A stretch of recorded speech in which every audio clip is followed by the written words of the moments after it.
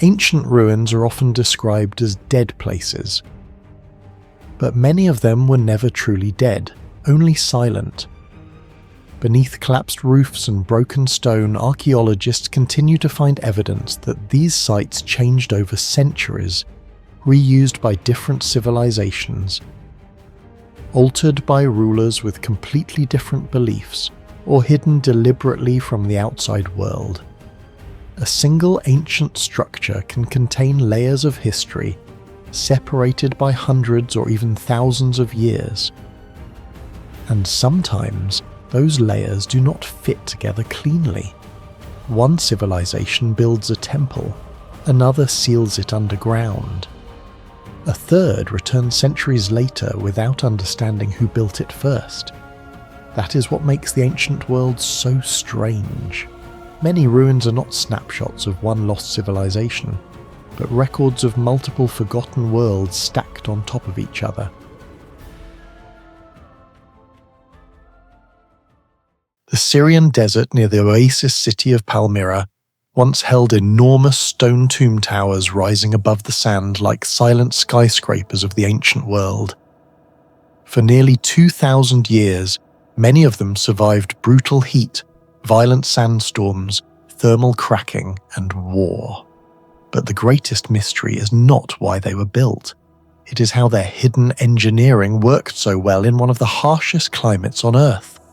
European travellers documented the valley tombs in the 17th and 18th centuries, but major archaeological excavations accelerated during the French Mandate period in the 1920s and 1930s. Researchers uncovered multi-story tower tombs, underground hypogea, preserved funerary portraits, complex ventilation layouts, and unusually stable interior burial chambers. What they found did not resemble ordinary Roman cemeteries. The valley tombs of Palmyra were built mainly between the 1st century BCE and the 3rd century CE. Some tower tombs originally reached over 20 meters in height, extraordinary for a funerary structure in a desert civilization. The mystery begins with the environment itself. Palmyra sits in an arid zone where summer temperatures often exceed 40 degrees Celsius. Daily thermal variation can surpass 20 degrees Celsius. Sand abrasions slowly erodes exposed stone, and seismic activity occasionally affects the region. Normally, these conditions destroy masonry over centuries. Yet several Palmyrene tombs remained standing for nearly 2 millennia before modern conflict damaged them. Archaeologists studying the Tower of El Arbel discovered extremely precise stone cutting and weight distribution systems.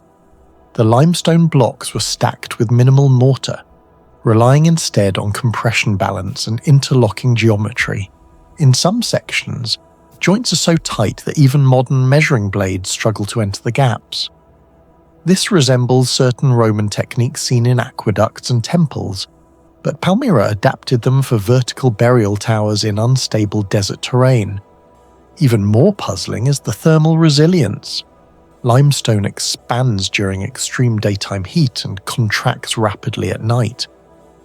Over centuries, this process usually creates fractures, yet many Palmyrene walls show surprisingly low crack propagation compared to structures of similar age in North Africa and the Levant.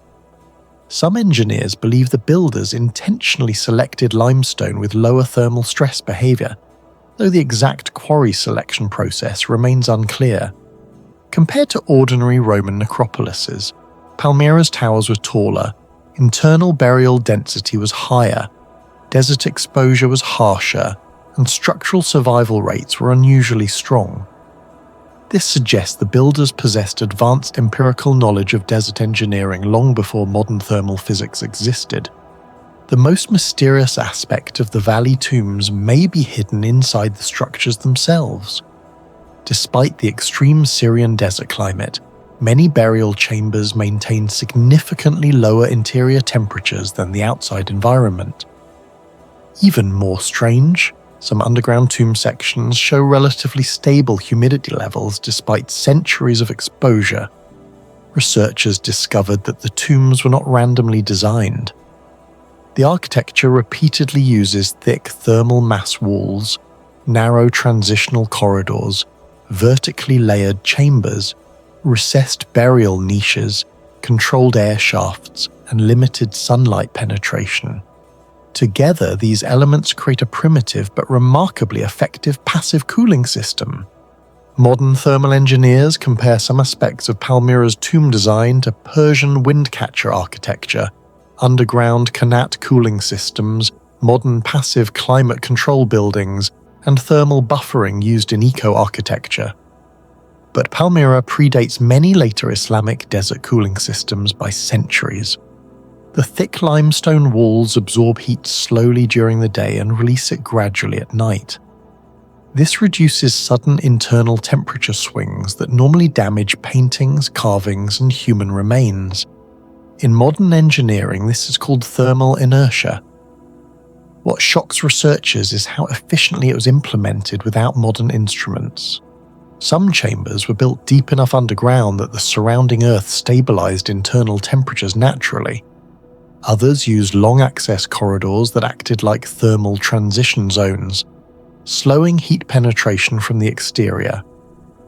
Measurements in similar ancient underground structures show that subterranean chambers can remain 10–15 degrees Celsius, cooler than surface temperatures during peak desert heat. Palmyra appears to have exploited this principle deliberately. Even airflow patterns remain mysterious. Several tombs contain narrow vertical shafts positioned in ways that may have encouraged pressure-driven air circulation. During hot daytime conditions, rising warm air could have pulled cooler air through lower sections of the structure, creating a weak but continuous ventilation cycle. This resembles the stack effect used in modern passive ventilation systems, yet there is no surviving written explanation of how the Palmyrines understood these airflow dynamics. The preservation results are difficult to ignore. Fragments of pigment survived inside certain tombs for centuries. Some funerary sculptures retained delicate facial details despite desert exposure. In ordinary open-air desert sites, salt crystallization and heat cycling usually destroy such surfaces much faster. Researchers suspect the cooling system also reduced condensation, thermal stress cracking, salt expansion damage, and biological deterioration. In other words, the tombs may have functioned as giant climate-controlled preservation chambers, and nobody fully understands how ancient builders optimized them so effectively. Unlike many ancient cemeteries that expanded horizontally underground, Palmyra expanded vertically. Some tower tombs contain dozens or even hundreds of burial loculi stacked floor after floor. This created enormous structural pressure inside relatively narrow stone towers. The engineering challenge was extreme. Every additional chamber weakened the surrounding load-bearing walls. Over time, even slight settlement could trigger catastrophic collapse. Yet many towers remained stable for centuries. The builders appear to have distributed weight through thick perimeter walls, central load balancing corridors, vertically aligned chamber geometry, and compression-focused architecture. Modern engineers note that this resembles early high-density load management. The problem becomes even more impressive when considering the absence of reinforced concrete or steel supports.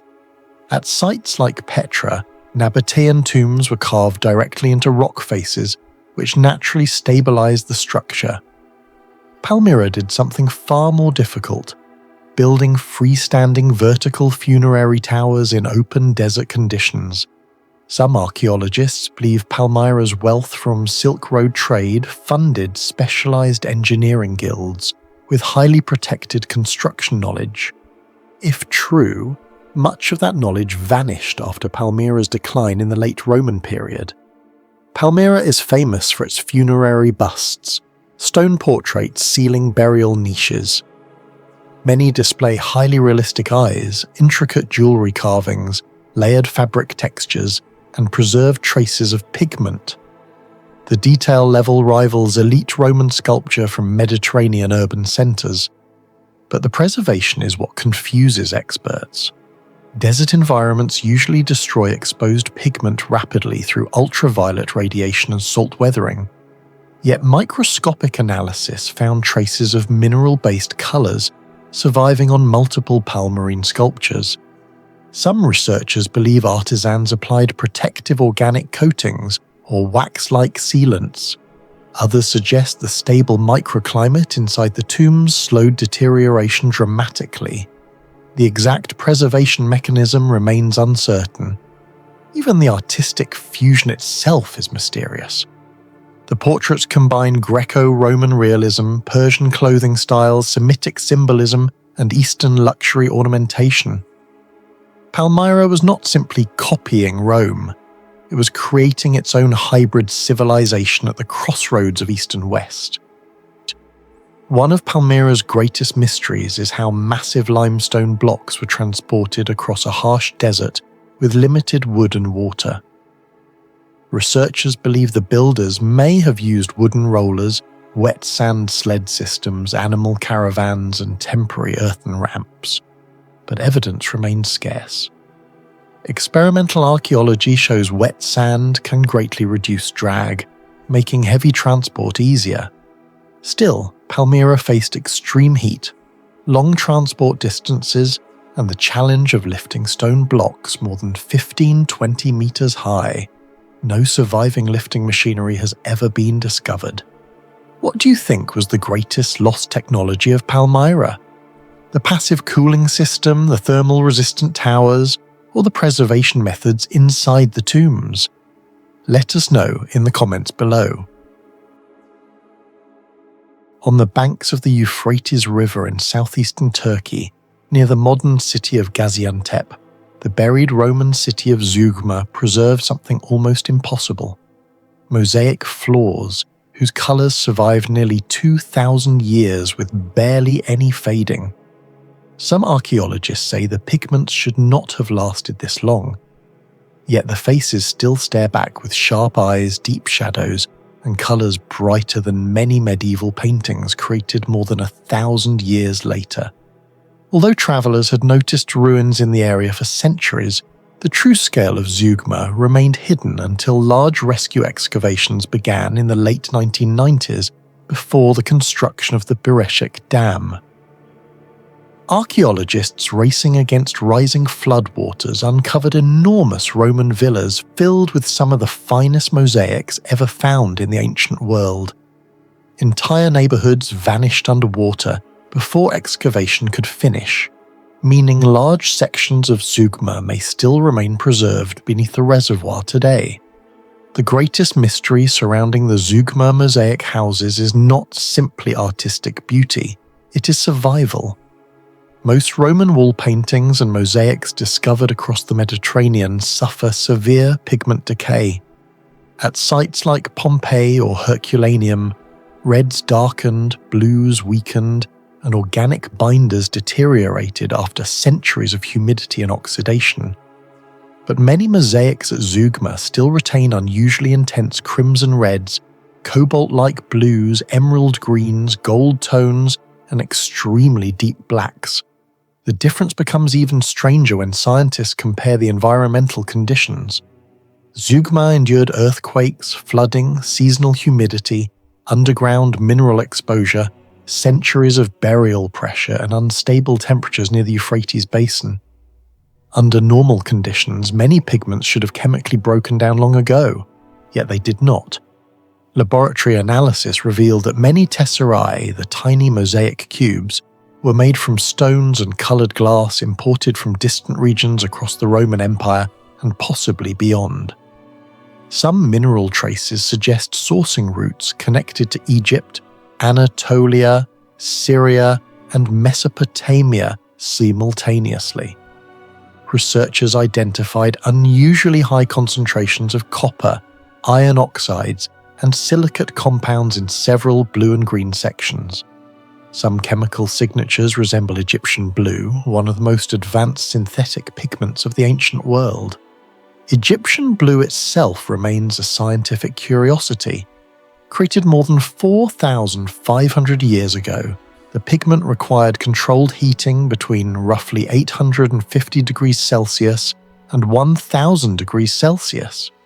That temperature range had to remain stable enough to form cuprorivate crystals, something difficult even for early industrial furnaces. Modern studies discovered that Egyptian blue emits infrared luminescence invisible to the human eye, meaning ancient craftsmen accidentally engineered a material with optical properties modern science only fully understood in recent decades. At Zeugma, some blue tesserae display similar durability characteristics. This raises an uncomfortable question. Did Roman craftsmen inherit forgotten material knowledge from earlier civilizations? Some researchers believe the mosaic workshops at Zeugma may have possessed specialized recipes for stabilizing pigments against moisture and oxidation. Others suggest the secret was not the color itself, but the interaction between pigment, mineral composition, firing temperature, and microscopic surface polishing. Under magnification, several tesserae show surfaces smoother than typical Roman decorative stonework. That smoothness may have reduced moisture penetration for centuries. Even more mysterious is how the artists achieved realistic facial shading. The famous Gypsy Girl mosaic, one of the symbols of Zeugma Mosaic Museum, contains subtle gradients using hundreds of slightly different color transitions packed into tiny spaces. Some tesserae measure only a few millimeters across. This density exceeded many Roman mosaics from Italy itself. To create those transitions manually would require extraordinary planning, advanced geometric layout systems, and a deep understanding of light reflection. Modern mosaic experts estimate that some panels could contain over 1 million individual pieces. The probability of maintaining alignment errors below a few millimeters across large surfaces without modern projection tools is astonishing. Some historians compare Zeugma's shading techniques to Renaissance painting methods developed more than 1,000 years later. Zeugma stood dangerously close to major seismic zones linked to the East Anatolian fault system. Historically, the region experienced repeated destructive earthquakes, yet many mosaic floors remained remarkably intact. Excavations revealed that the mosaics were not placed directly on hard stone. Instead, builders created multi-layered foundation systems composed of compacted rubble, lime mortar, crushed ceramics, flexible aggregate layers, and finely prepared bedding surfaces.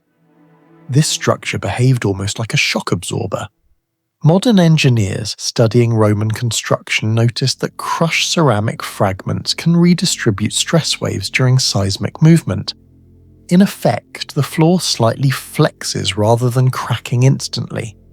Some sections also included drainage gaps beneath the floors, reducing hydrostatic pressure during flooding seasons. Comparable systems existed in parts of Pompeii, but the Zeugma foundations appear unusually refined. Several villas preserved near-perfect geometric flooring despite centuries of tectonic instability. Some researchers compare the engineering concept to modern floating floors used in vibration-sensitive laboratories. The disturbing implication is that Roman frontier engineers may have understood practical seismic mitigation far better than traditionally assumed. Another mystery lies below the mosaics.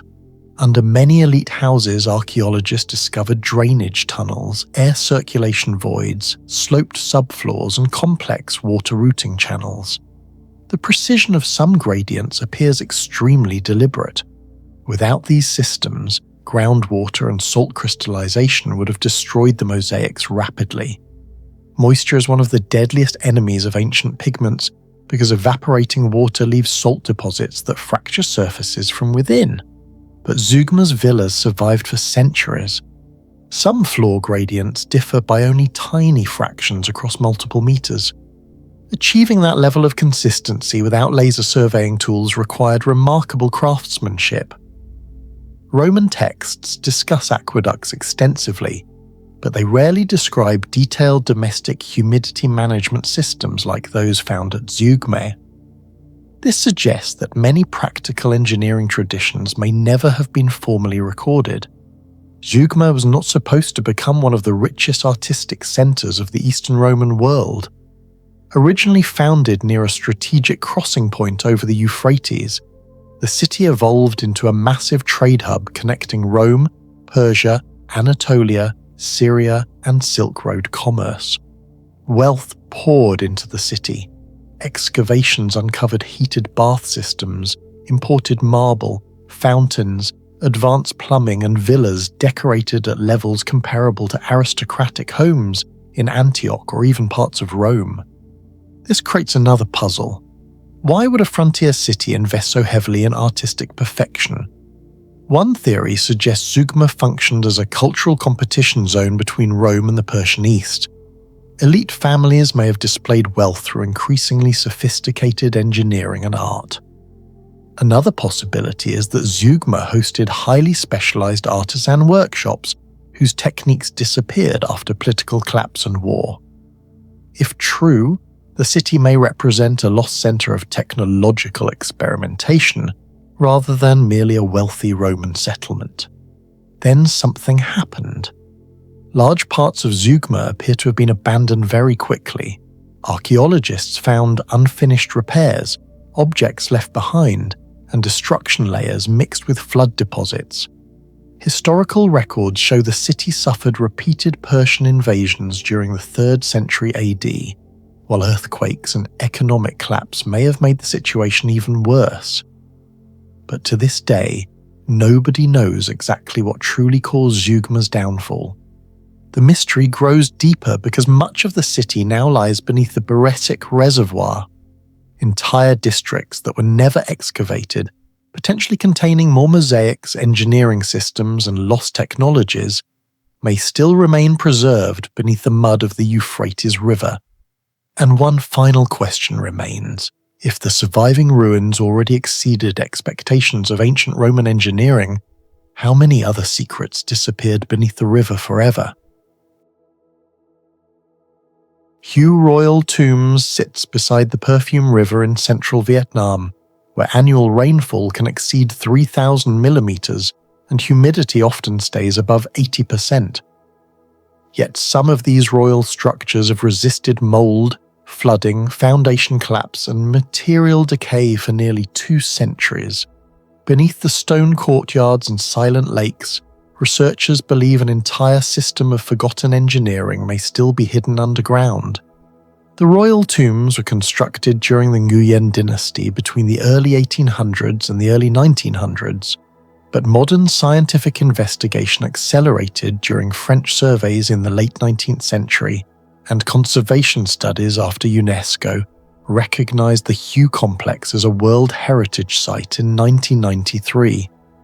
Archaeologists, architects, hydrologists, and material scientists soon realized these were not ordinary burial monuments. Many of the engineering methods used inside the tombs appeared unusually advanced for a tropical environment considered one of the harshest in Southeast Asia.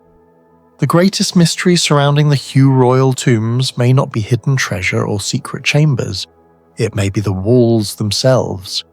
Hue experiences one of the wettest climates in Vietnam.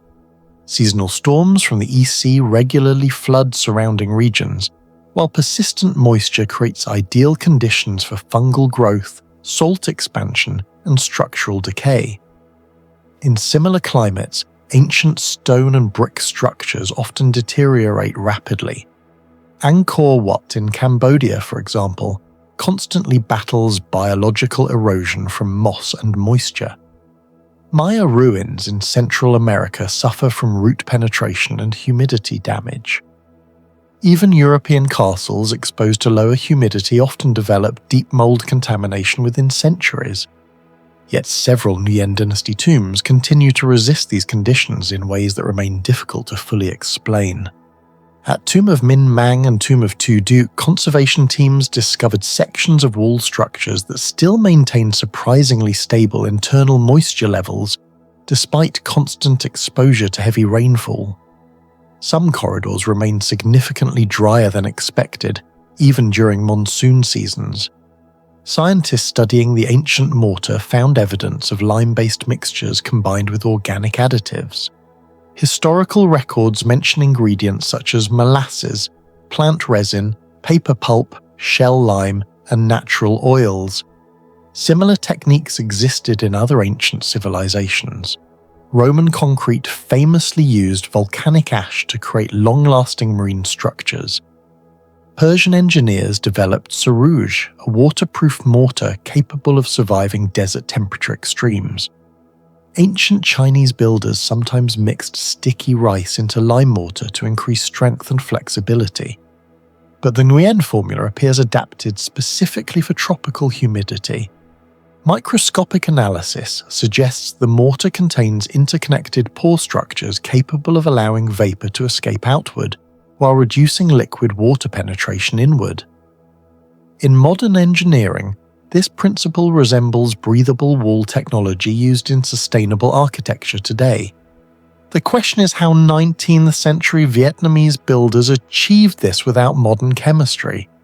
Some researchers suspect generations of local craftsmen accumulated environmental knowledge through trial and error, eventually creating materials optimized for monsoon climates. Others believe certain formulas may have been state-protected secrets known only to royal construction guilds. What makes the mystery even deeper is that many restoration attempts using modern cement have performed worse than the original materials. Concrete repairs added during the 20th century sometimes trapped moisture inside walls, accelerating decay rather than stopping it. In several cases, the ancient mortar continued functioning more effectively than modern replacements. This paradox has led conservation experts to compare Hugh's lost mortar technology to the enduring mysteries of Roman concrete, a material science achievement partially lost for centuries.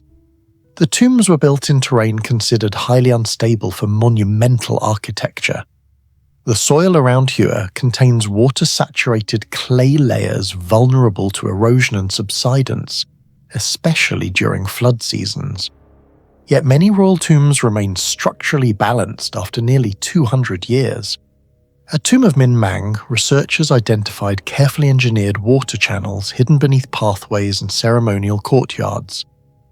These systems appear designed to redirect groundwater pressure away from foundations while controlling runoff during heavy storms. Instead of resisting water directly, the builders may have engineered the landscape to cooperate with it.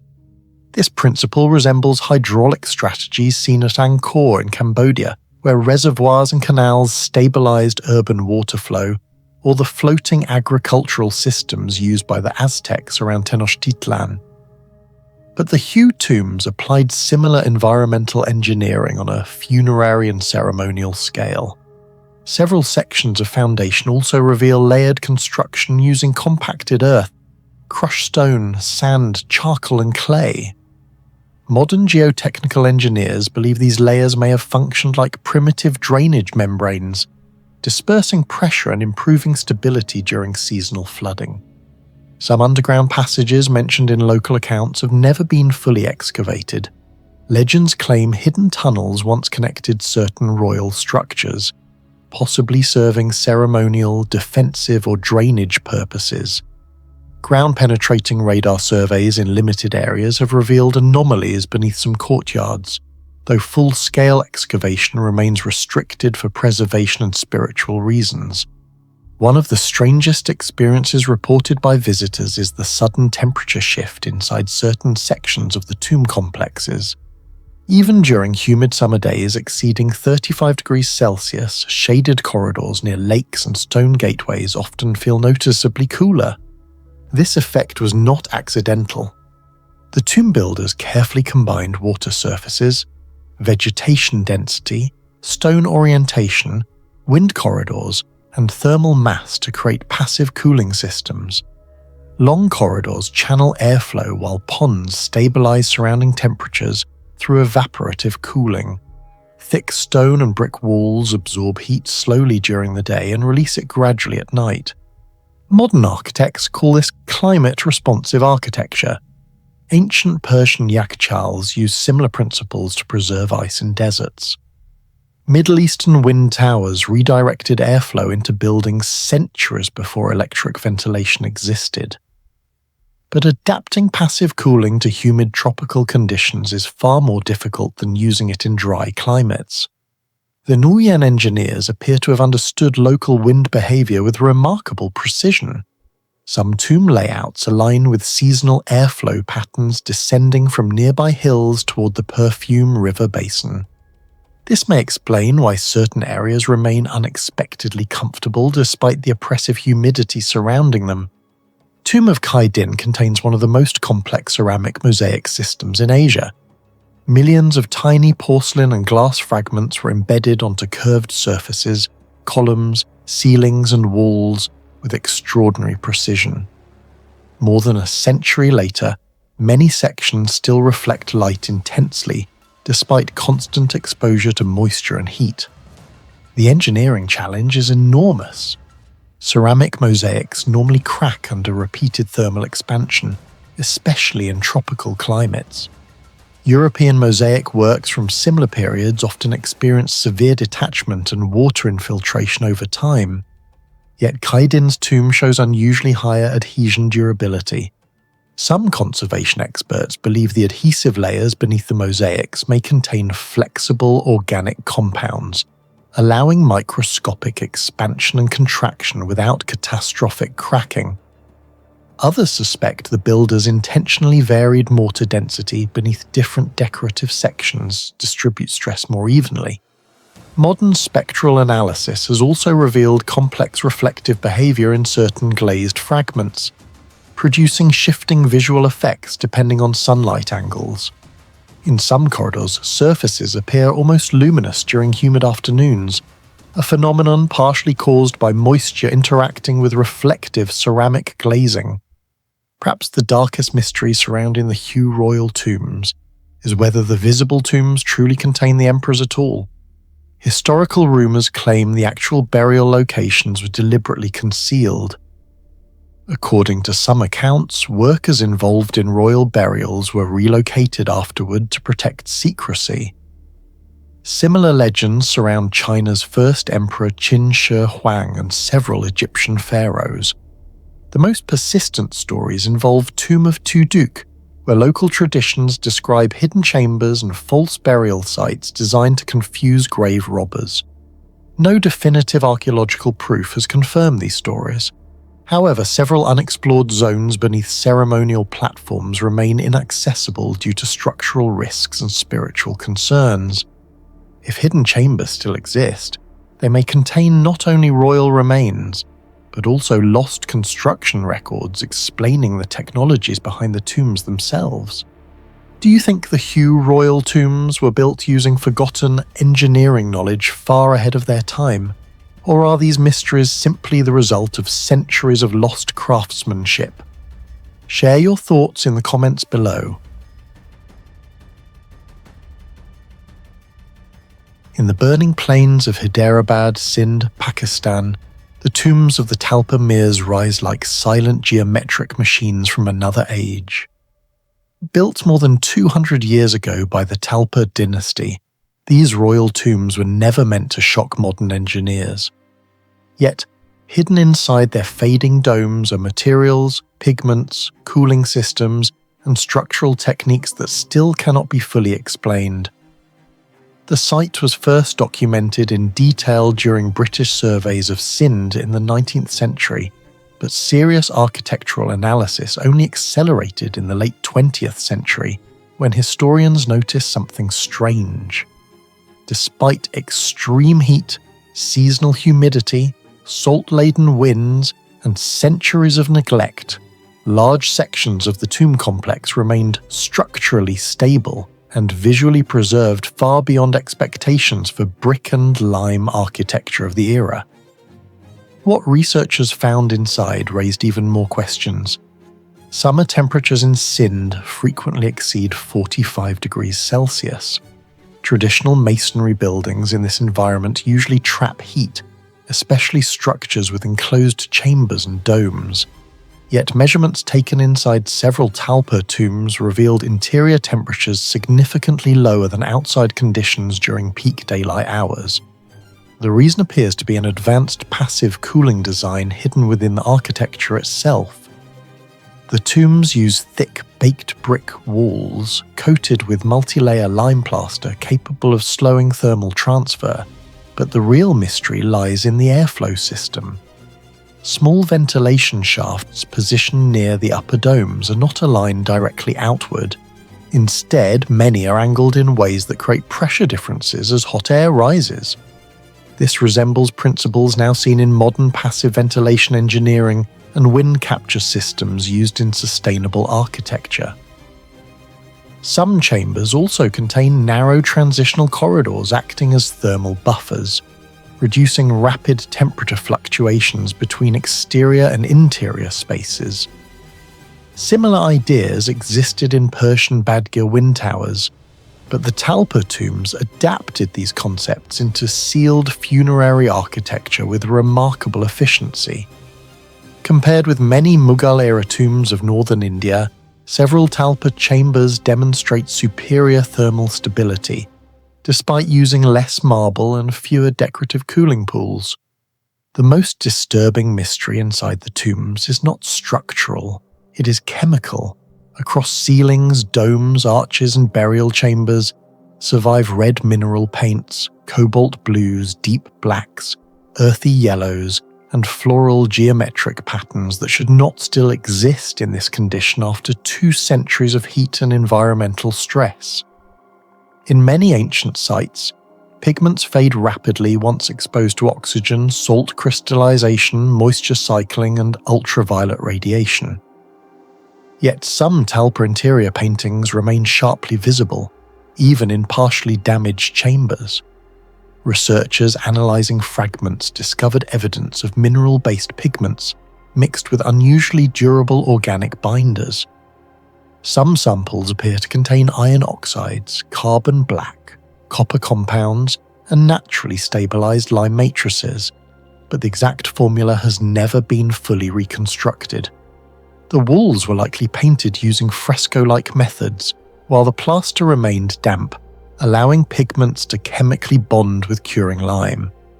However, the durability exceeds what is normally expected from standard fresco work in harsh desert climates. What confuses researchers even more is the consistency of the colours across curved ceilings more than 15 meters high.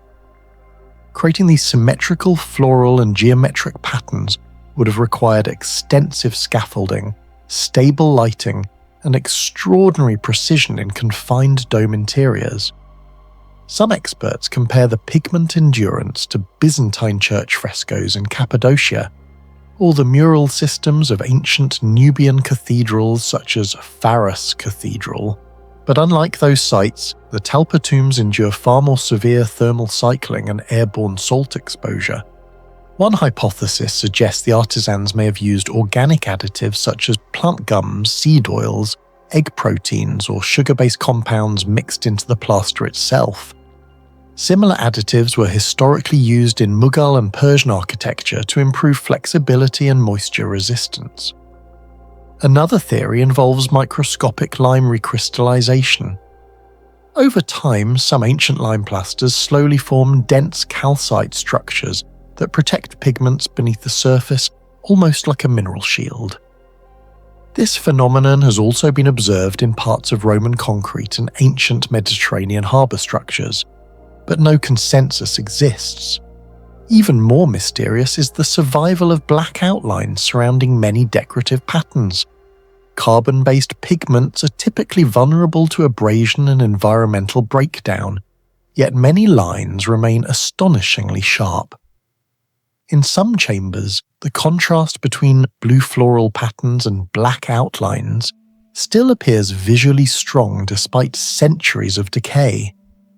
Modern conservation teams attempting to reproduce similar pigment longevity under laboratory simulations have struggled to match the same resistance to heat and salt damage.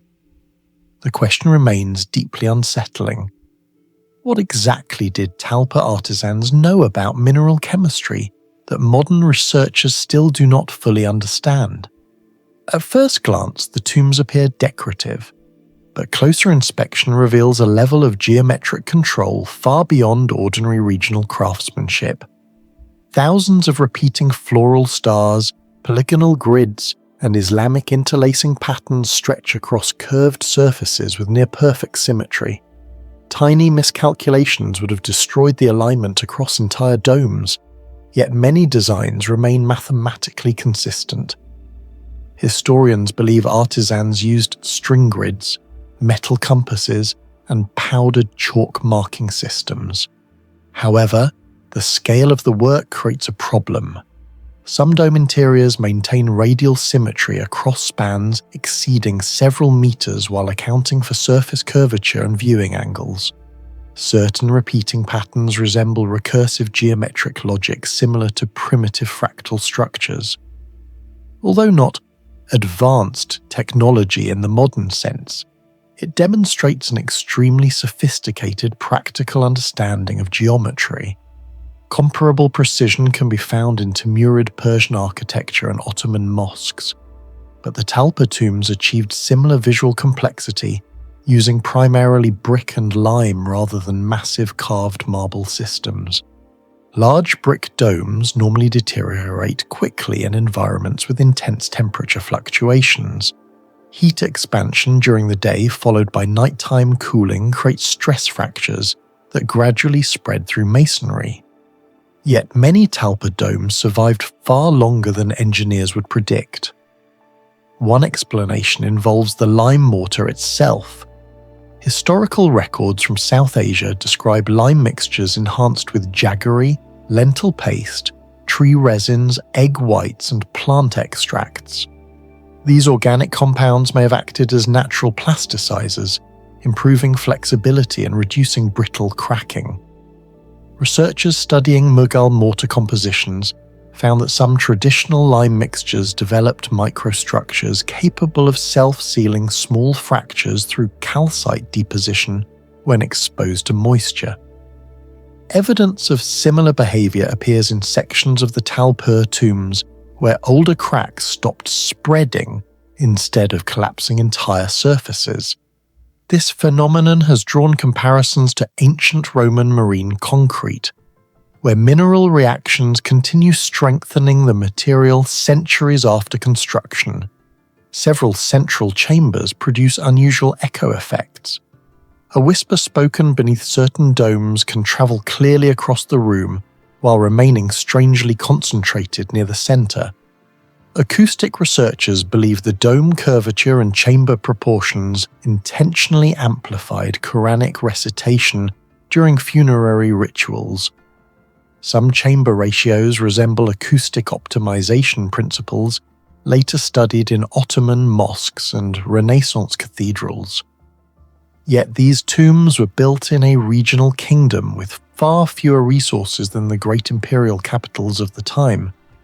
Even partially collapsed structures still preserve noticeable resonance effects, suggesting the acoustic planning was deeply integrated into the architecture itself. What do you think the Talpa builders truly understood about chemistry and engineering that modern science still cannot fully explain? Share your thoughts in the comments below.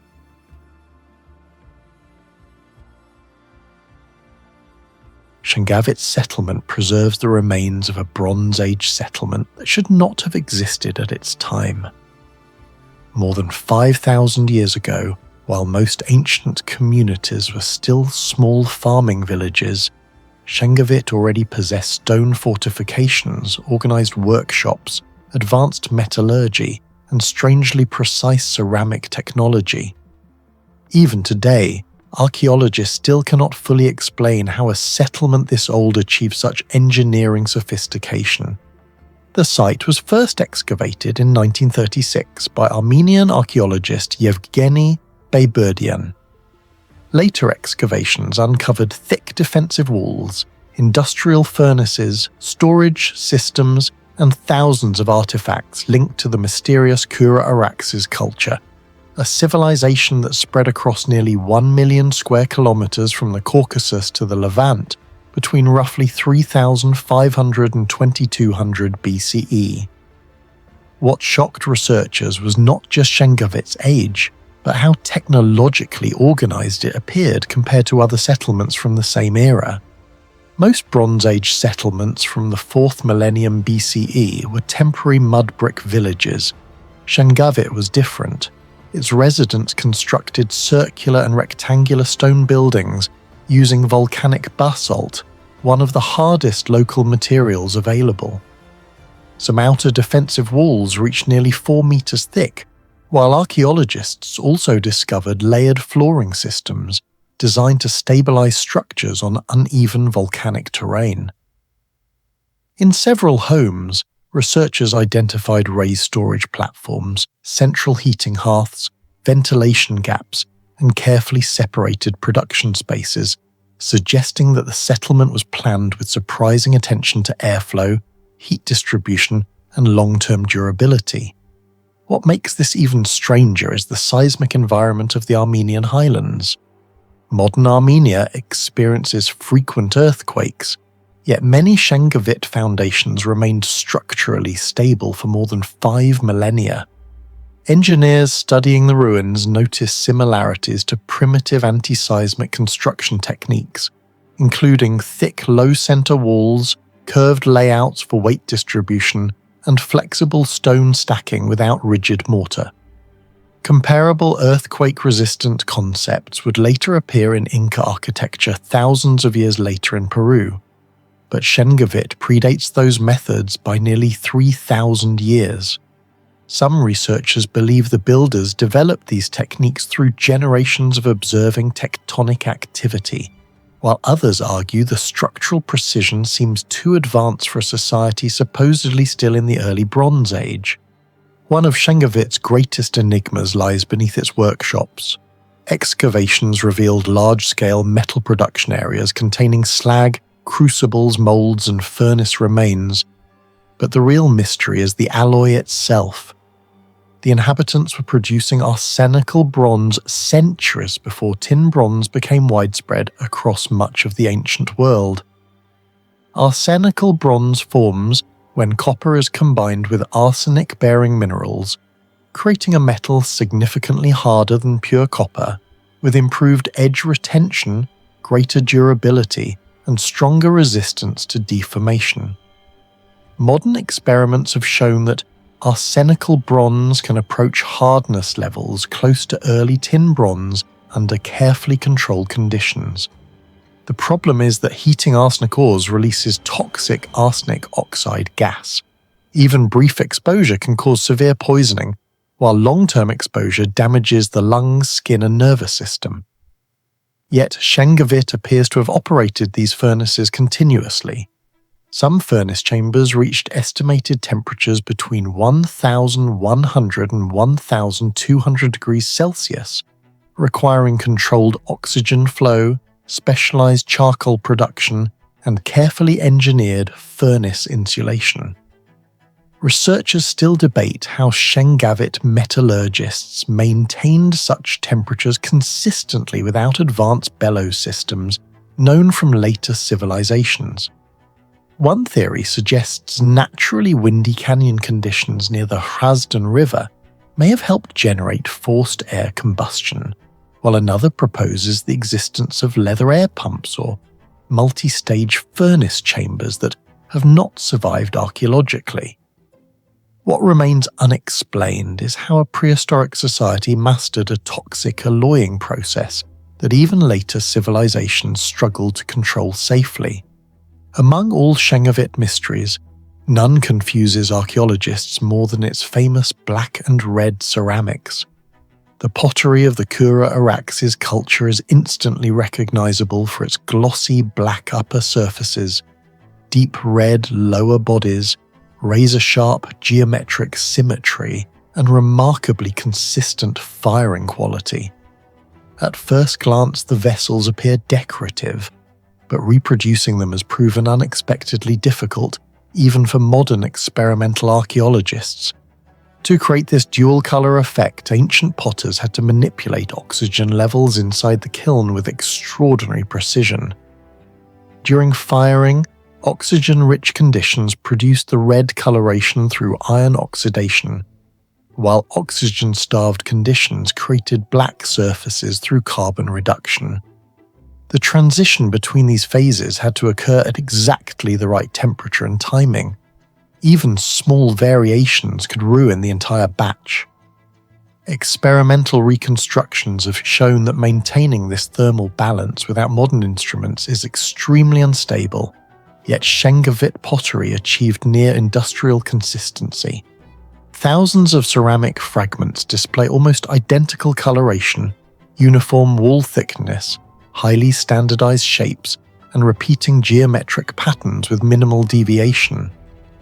Some ceramic specialists argue this suggests standardized measurement systems, specialized master craftsmen, or even kiln designs far more advanced than expected for the period. The firing temperatures themselves are also remarkable. Scientific analysis indicates some ceramics exceeded 900 degrees Celsius, hot enough to partially vitrify surface minerals and significantly increase durability. Certain vessels still retain polish and pigmentation after more than 5,000 years buried underground. When compared to many contemporary ceramics from Mesopotamia or Anatolia, Shengavit pottery often shows better thermal control, sharper symmetry, and lower defect rates. This has led some historians to describe Kura-Araxes ceramics as one of the earliest examples of mass-standardized craft production in human history. But the greatest mystery is not the pottery itself. It is the knowledge required to create it repeatedly without written chemistry, thermometers, or modern kiln engineering. Artifacts discovered at Shengavit suggest connections extending across enormous distances. Obsidian analysis revealed volcanic glass transported from multiple source regions throughout the Armenian highlands, while carnelian beads likely originated far to the south. Certain metallurgical styles resemble techniques later found in Anatolia and northern Mesopotamia. The Kura-Araxes cultural horizon eventually stretched across Armenia, Georgia, eastern Turkey, northwestern Iran, Syria, and parts of the Levant, covering nearly 1 million square kilometers. Yet archaeologists found no evidence of a centralized empire. There are no royal palaces, no monumental kings, and no massive military inscriptions. Instead, the culture spread almost invisibly through pottery styles, metallurgy, architecture, and manufacturing systems. Some scholars compare this phenomenon to a prehistoric technological network rather than a traditional kingdom. It may have functioned through migrating craftsmen, interregional trade partnerships, or shared industrial knowledge moving between settlements over generations.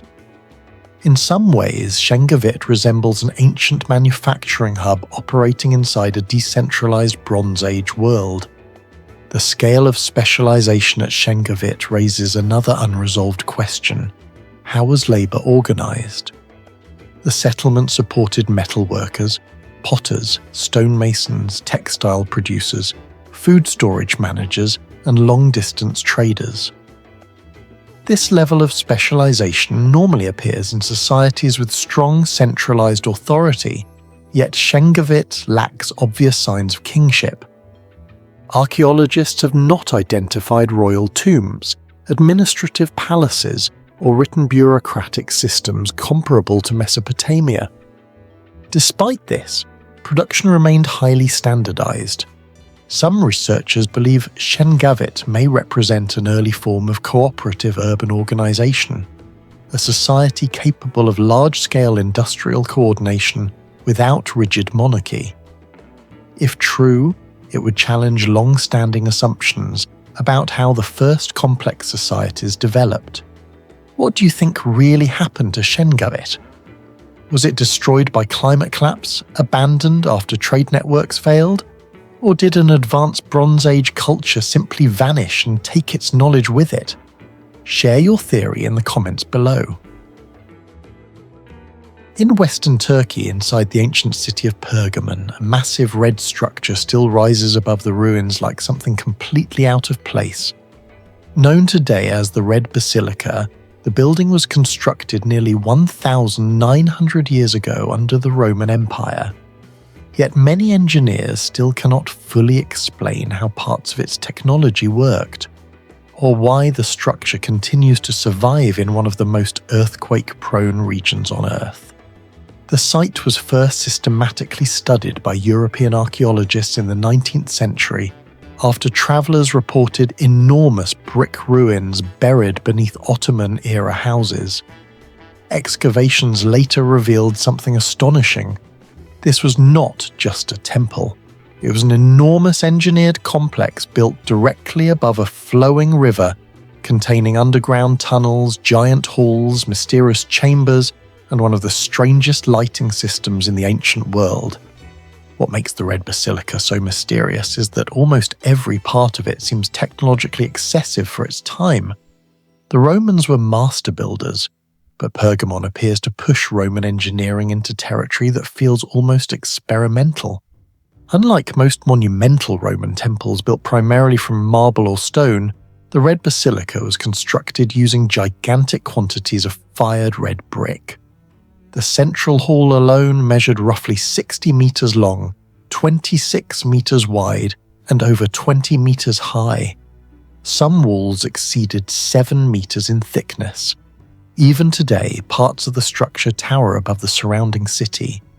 Archaeologists estimate that millions of bricks were required for the project.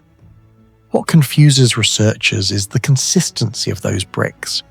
Many are nearly identical in size and density, suggesting an industrial-level manufacturing system. Modern laboratory analysis of surviving bricks indicates firing temperatures possibly reaching 850–950 degrees Celsius. Maintaining that level of heat consistently across large production batches would have required extremely advanced kiln control for the 2nd century AD. Some engineers compare the precision to later Byzantine brick production techniques seen centuries afterward in Hagia Sophia. But the greater mystery is durability. Western Anatolia experiences frequent seismic activity. Since antiquity, the region around Pergamon has suffered numerous destructive earthquakes. Yet large sections of the Red Basilica remain standing after nearly 2 millennia. Structural engineers studying the ruins discovered that the brick and mortar combination may have functioned like a flexible seismic absorber. Unlike rigid stone structures that crack catastrophically, layered Roman brick construction could dissipate energy through micro-movement. Similar principles appear in certain Roman bath complexes and even in parts of Pantheon, but the scale at Pergamon is unusually extreme. Some mortar samples also show traces of volcanic compounds similar to Roman pozzolanic concrete. Researchers believe chemical reactions inside the mortar may have continued for centuries, strengthening the structure over time through mineral crystallization, a phenomenon modern scientists sometimes compare to self-healing concrete. Yet the exact formula used at Pergamon remains uncertain. One of the most shocking discoveries came when archaeologists realized the temple had been built directly over the Selinus River. Instead of diverting the water away, Roman engineers enclosed the river inside a massive tunnel system beneath the sanctuary. The underground passages still exist today. Huge vaulted corridors carried flowing water underneath the sacred complex while supporting thousands of tons of brick above. This was an extraordinary engineering challenge. Water constantly erodes foundations, weakens soil, and increases collapse risk. Yet the Romans somehow stabilized the entire structure. Modern geological surveys suggest the builders may have created layered foundation zones using different materials to distribute pressure across unstable ground. Some engineers compare the achievement to the hydraulic engineering of Cloaca Maxima, one of Rome's oldest sewer systems. But Pergamon may actually be more complicated because the builders had to combine hydrology, structural support, and religious architecture into one integrated design. Even more mysterious are the hidden side chambers connected to the underground corridors. Several remain partially unexplored. Ground-penetrating radar has detected voids beneath sections of the temple floor that archaeologists still cannot fully map. Some researchers believe these spaces may have been ritual chambers. Others suspect mechanical systems connected to ceremonies involving water, steam, or sound effects. The most mysterious aspect of the Red Basilica may be its lighting design. Ancient sources suggest the temple was dedicated to Egyptian deities such as Serapis and Isis. These cults relied heavily on theatrical rituals designed to create awe and fear. Inside the Red Basilica, architecture itself may have been engineered to simulate supernatural power. The building contained unusually high windows positioned at specific angles above the central hall. Modern 3D reconstructions show that sunlight entering through these openings could strike particular areas during seasonal solar events. During certain times of year, beams of light may have illuminated statues or altars with extraordinary precision. Researchers have compared this phenomenon to the solar alignments at Abu Simbel temples in Egypt, where sunlight reaches sacred statues only on specific dates, and to the oculus illumination system inside the Pantheon. But the Red Basilica appears to combine these ideas with enclosed ritual architecture in a far more controlled environment.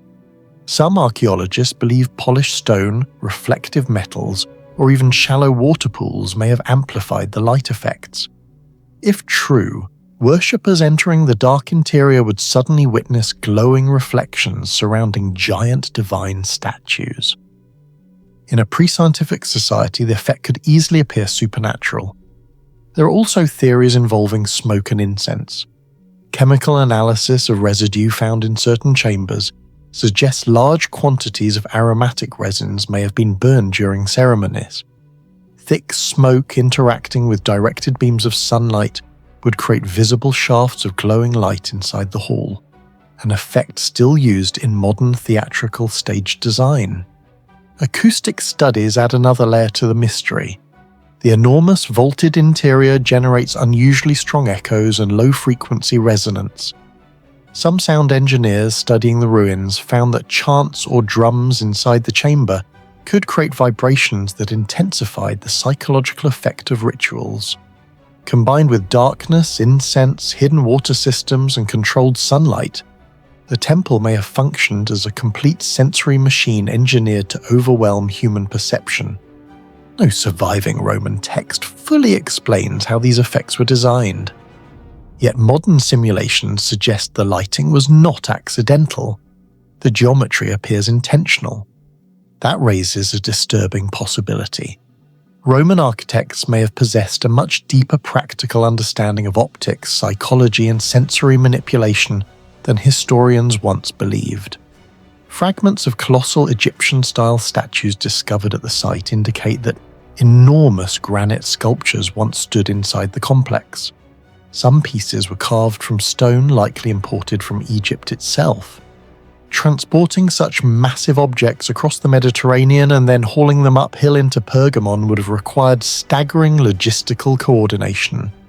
Some granite blocks may have weighed tens of tons. The Romans used cranes, pulleys, and transport sledges, but Pergamon's steep terrain makes the operation difficult to explain.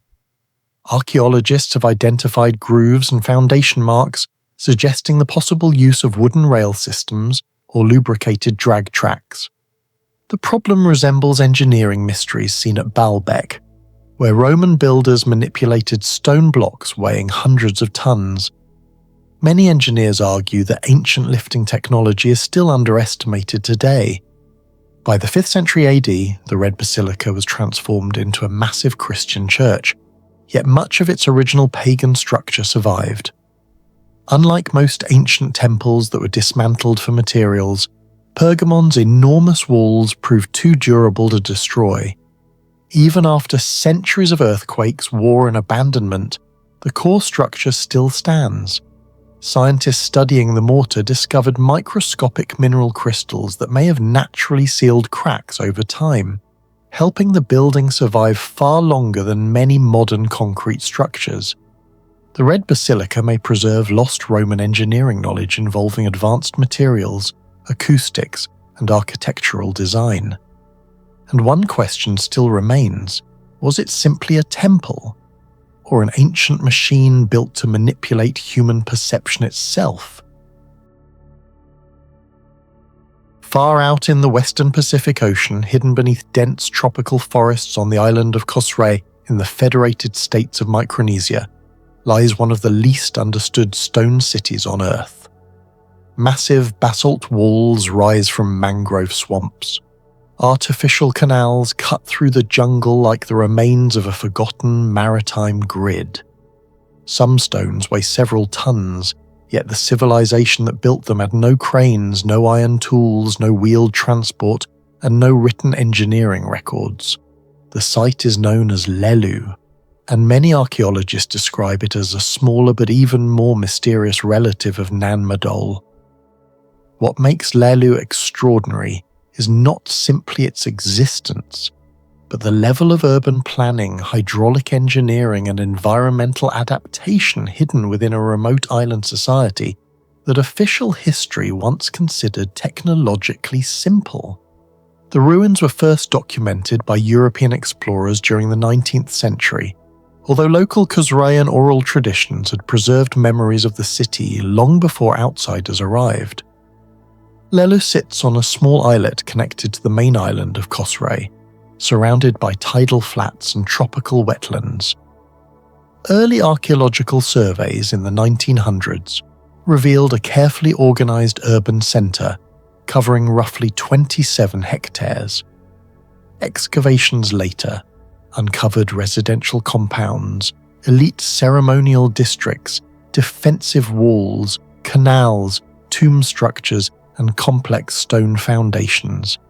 Radiocarbon dating and artifact analysis suggest the city reached its peak between the 13th and 17th centuries. Yet even after decades of study, researchers still debate how such a complex city emerged in one of the most geographically isolated regions on the planet. One of the greatest mysteries surrounding Lelu is the transportation and placement of its basalt megaliths. The city's walls were built using enormous prismatic basalt columns formed by volcanic activity. Some individual stones exceed 3 meters in length and may weigh several tons. Modern engineers studying Pacific megalithic construction have noted that moving stones of this size without metal machinery would require hundreds of coordinated workers, sophisticated rope systems, and careful environmental timing. Unlike Egypt, where sledges could move stones across desert terrain, Lelu existed in muddy tropical wetlands where heavy objects quickly sink into the ground. Researchers have proposed several theories. Some believe the builders floated basalt columns on rafts during high tide, similar to theories proposed for Nan Madol. Others suggest they constructed temporary log tracks across swampy terrain. Yet no definitive evidence explains how thousands of stones were transported with such precision. What makes the puzzle even stranger is the accuracy of the masonry itself. Many walls remain stable despite centuries of earthquakes, tropical rainfall, salt exposure, and invasive vegetation. In some sections, the stones fit together so tightly that very little filler material was required. This level of durability rivals ancient Roman maritime concrete structures, some of which have survived for over 2,000 years in the Mediterranean. The engineering challenge becomes even more astonishing when considering Kosrae's climate. The island receives more than 5,000 millimeters of rainfall annually, making it one of the wettest inhabited islands in Micronesia. In such conditions, poorly designed settlements collapse rapidly due to erosion and flooding. Yet Lelu's builders developed an elaborate system of canals, elevated foundations, and water management corridors that allowed the city to survive for centuries. Archaeologists studying the site discovered that many structures were deliberately raised above surrounding ground level using stone platforms. Some canals appear positioned to optimize tidal flushing, allowing water to circulate naturally instead of stagnating. This suggests the builders understood practical hydraulic principles long before modern engineering terminology existed. Similar water management sophistication can be seen at Angkor Wat, where massive reservoirs and canals stabilized water supply for a tropical megacity. However, Angkor was supported by one of the largest empires in Southeast Asia, while Lulu was built by a comparatively small island population with far fewer resources. The canals of Lulu may also have served defensive and ceremonial purposes. Some districts are separated by narrow waterways that would have controlled movement through the city. Elite compounds were protected behind thick basalt walls and elevated entrances, creating isolated zones possibly reserved for rulers, priests, or high-ranking families. Archaeologists identified evidence of strict social hierarchy through differences in architecture, burial placement, and imported prestige goods. This social structure raises another mystery. How did a relatively isolated island society organize labor on such a massive scale? Constructing Lulu would have required long-term planning, centralized authority, food redistribution systems, and specialized labor coordination. Some researchers estimate that building and maintaining the city demanded continuous collective effort over generations. In many ways, this resembles the labor organization behind Polynesian temple complexes, or even the construction logistics of the Inca Empire, despite enormous geographic separation. Another unexplained aspect of Lulu is its apparent understanding of environmental adaptation. The city's basalt walls may have functioned as thermal stabilizers. Basalt absorbs heat slowly during the day and releases it gradually at night, reducing temperature fluctuations within enclosed spaces. Narrow passageways and carefully oriented structures may also have improved airflow from ocean winds. In effect, the city may have incorporated a primitive form of passive climate control. This is particularly remarkable because tropical humidity destroys most ancient architecture within centuries. Organic building materials decay rapidly, foundations weaken, and mold spreads aggressively. Yet large portions of Lulu remained intact for hundreds of years before abandonment. Some researchers compare this environmental resilience to Persian desert cooling systems such as yakchals and wind catchers, although adapted for an entirely different climate zone. Instead of protecting against dry heat, Lulu's architecture appears designed to resist moisture, flooding, and biological decay. The city also demonstrates signs of advanced marine awareness. Cosray lies within a region frequently affected by storms, tidal surges, and changing sea conditions. Geological studies suggest sea levels around Micronesia have fluctuated significantly over the past millennium. Despite this, many of Lulu's core structures were built on elevated terrain or reinforced foundations capable of resisting coastal instability.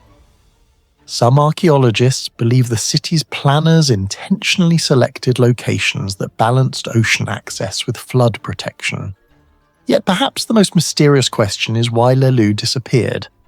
When European visitors arrived in the region during the 19th century, the city had already been abandoned for generations.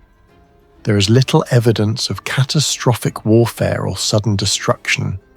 Unlike Pompeii, which was buried violently beneath volcanic ash, or the Maya cities abandoned during ecological collapse, Lulu seems to have faded gradually into silence. Several theories attempt to explain this decline. One possibility involves environmental exhaustion. Small island ecosystems are highly vulnerable to overpopulation, deforestation, and agricultural stress. Building and maintaining large stone cities requires enormous quantities of timber, food, and human labor. Over time, the island may simply have become unable to sustain such an elaborate political center.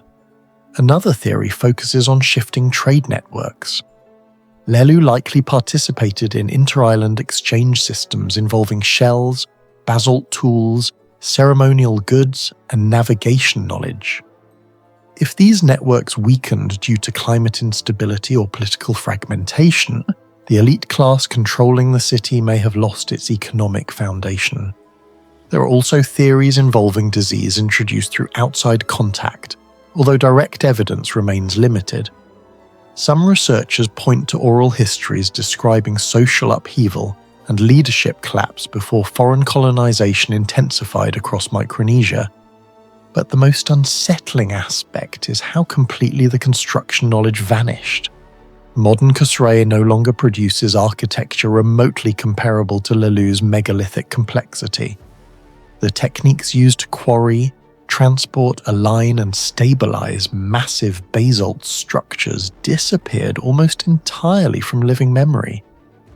This pattern echoes many ancient civilizations where technological knowledge collapsed alongside political systems. The Romans lost portions of their advanced concrete formulas for centuries. The Maya abandoned sophisticated urban infrastructure deep in the jungle. The builders of Nan Madol also vanished, leaving behind enormous basalt complexes with no surviving written explanation. What do you think really happened to the lost engineering knowledge of Lelu? Was it simply forgotten over time, or does the ancient world still hide technologies we've not fully understood yet? Share your thoughts in the comments below.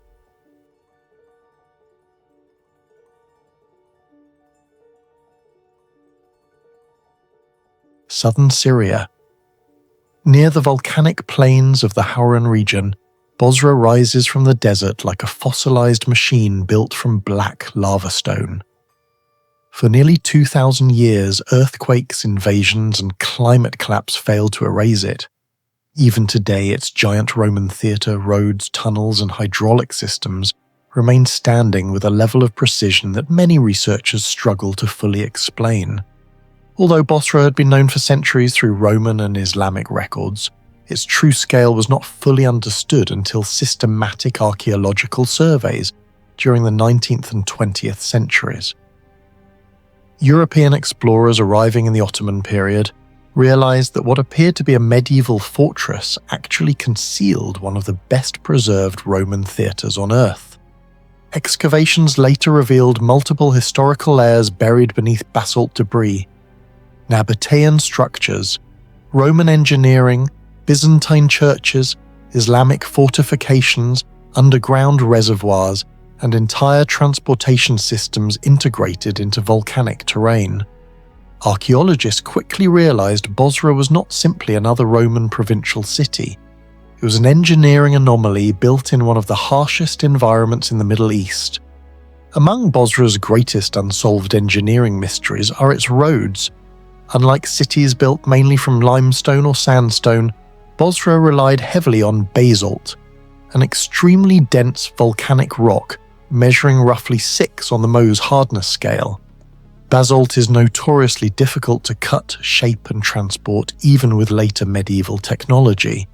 Yet the ancient engineers of Bosra paved entire transportation networks with it.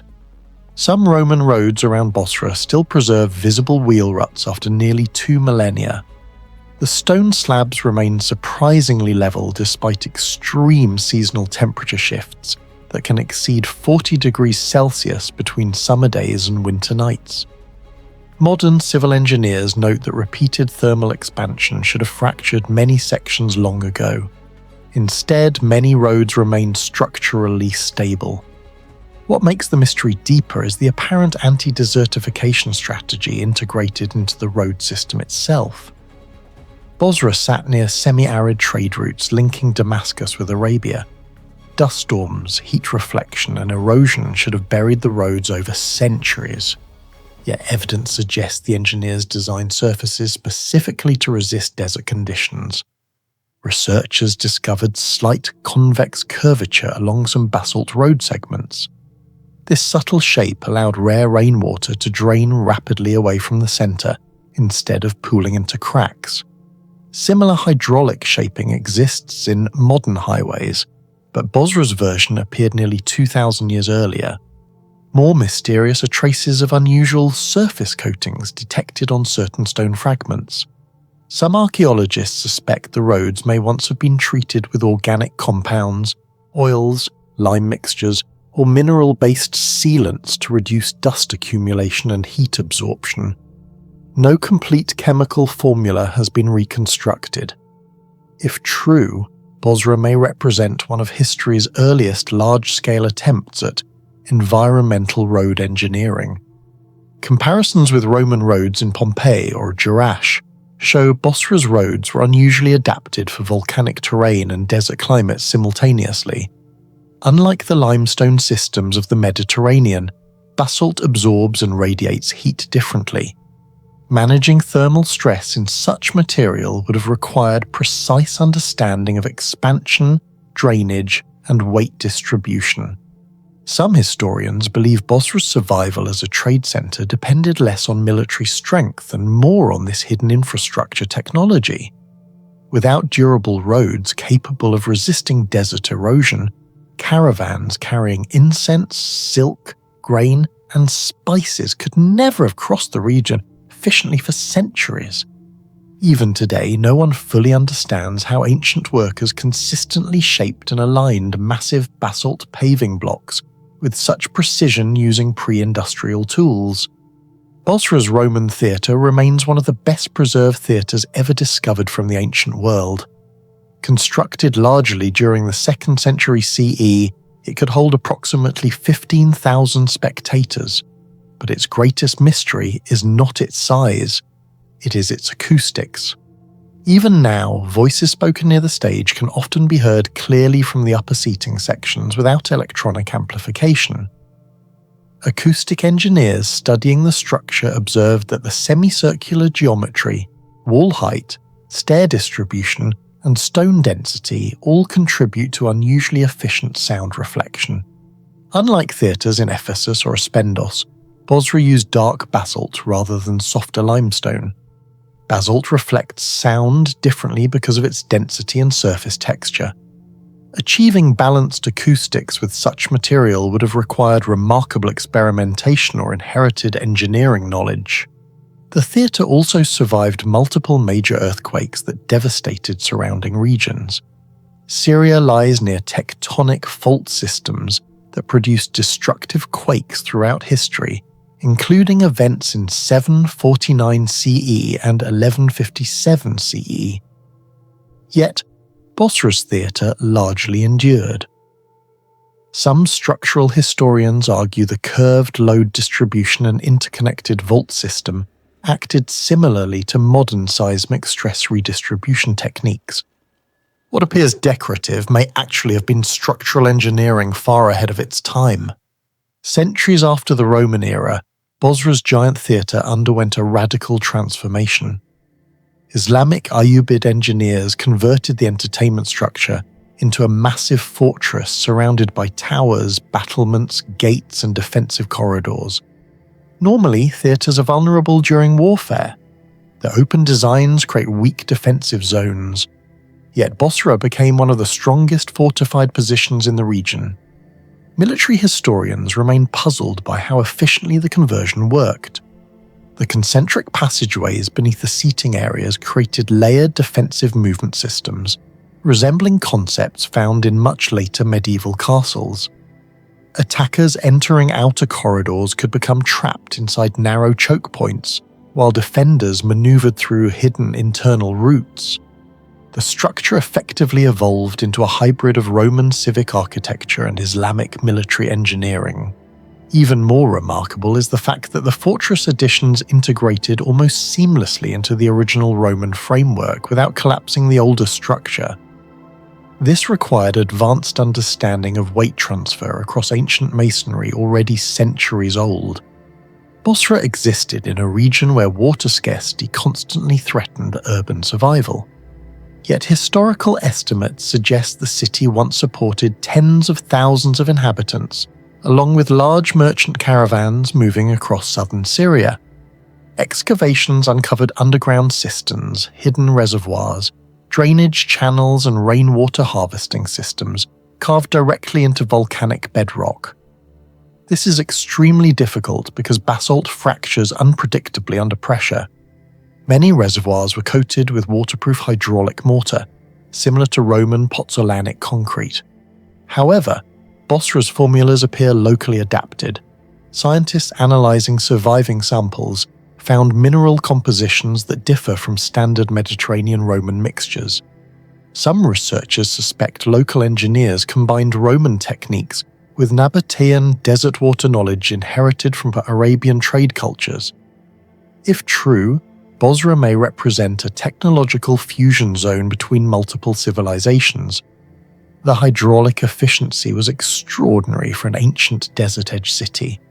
Even slight rainfall could be redirected into storage systems capable of sustaining urban populations through dry seasons. Without this infrastructure, Bosra could never have survived. Below Bosra lies a labyrinth of tunnels and underground chambers that remains only partially explored. Some passages connect storage areas, military positions, and water systems. Others simply disappear into collapsed sections beneath later structures. The cutting precision inside several tunnels continues to raise questions. Straight walls, sharp angles, and smooth basalt surfaces are difficult to achieve using iron chisels alone, because basalt rapidly destroys tool edges. Some engineers speculate ancient builders may have used controlled thermal fracturing, heating basalt intensely before cooling it rapidly with water to create predictable cracks. Variations of this technique were known in ancient mining operations, but Bosra may have employed it on a far larger architectural scale. No definitive evidence has proven the exact method. Do you think Bosra's lost engineering techniques were simply forgotten over time?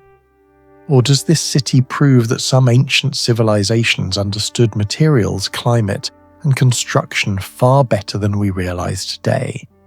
Share your thoughts and theories in the comments below. The wind coming off the South China Sea should have destroyed Posa Inu centuries ago. Salt-filled air, tropical heat, violent monsoon storms, and shifting coastal soil should have reduced these red brick towers to dust long before the modern age. Yet on a hill overlooking Phan Thiet in southern Vietnam, the towers still stand after more than 1,100 years. Even stranger, modern engineers still cannot fully explain how the ancient Cham civilization built them. The towers were first documented in detail during French colonial surveys in the late 19th century, though local Cham communities had protected and worshipped the site for centuries.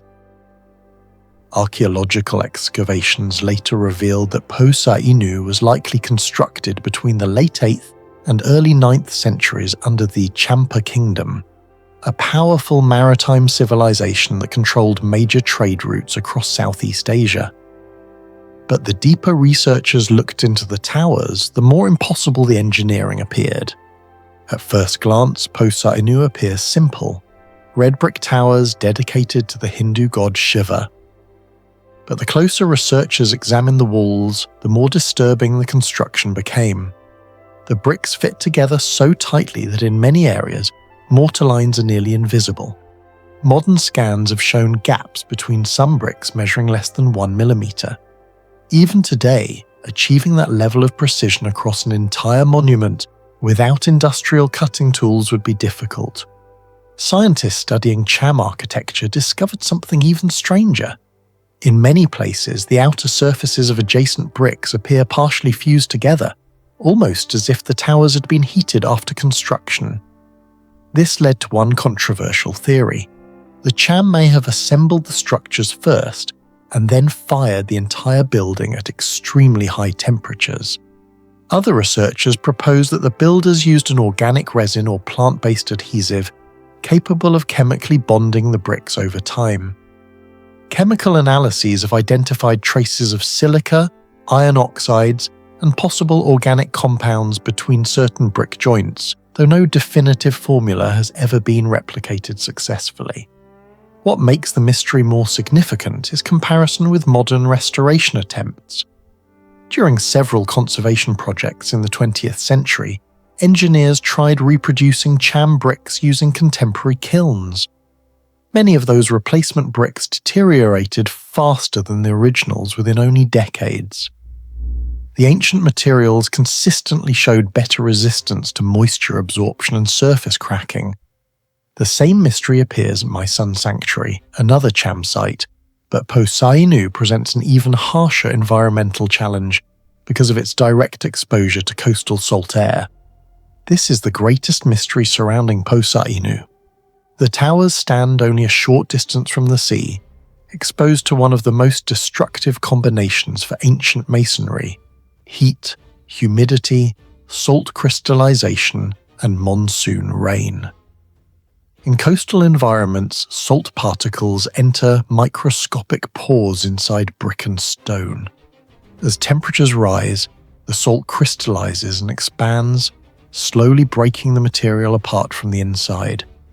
This process destroys modern concrete, steel, and brick structures around the world. Ancient Mediterranean ports, Roman seawalls, and even reinforced modern buildings suffer from salt corrosion over time. Yet Poseidon survived for more than a millennium. Laboratory tests performed on cham bricks from multiple sites revealed unusually low water absorption rates compared to many traditional handmade bricks. Some samples absorbed less than 10% water by weight, an extraordinary figure for ancient porous masonry. Researchers also discovered highly stable microstructures inside the fired clay, suggesting extremely precise temperature control during production. The cham builders may have mastered a firing technique capable of altering the internal pore distribution of the bricks. Instead of trapping moisture, the microscopic channels may have allowed controlled evaporation while preventing destructive salt accumulation. This creates a paradox. Normally, highly porous bricks absorb too much water and decay rapidly. Dense bricks resist water but crack under thermal stress. Cham bricks appear to achieve both flexibility and durability simultaneously. Some material scientists believe the iron-rich clay used by the cham played a crucial role. When fired under carefully controlled oxygen conditions, iron compounds can create ceramic bonds that strengthen resistance against thermal shock and salt penetration. Similar effects are seen in certain advanced refractory ceramics used today in industrial furnaces. Thermal imaging studies at cham tower sites also revealed another anomaly. Interior temperatures inside the towers often remain noticeably cooler than the external environment during peak daytime heat. The difference can reach several degrees Celsius despite the lack of visible ventilation systems. Researchers suspect the towers may function as passive thermal regulators.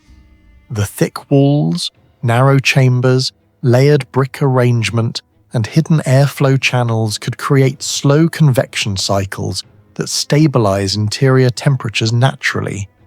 Modern green architecture uses similar passive cooling principles, but Poseidon achieved this over 1,000 years ago without computers, steel frameworks, or climate engineering software.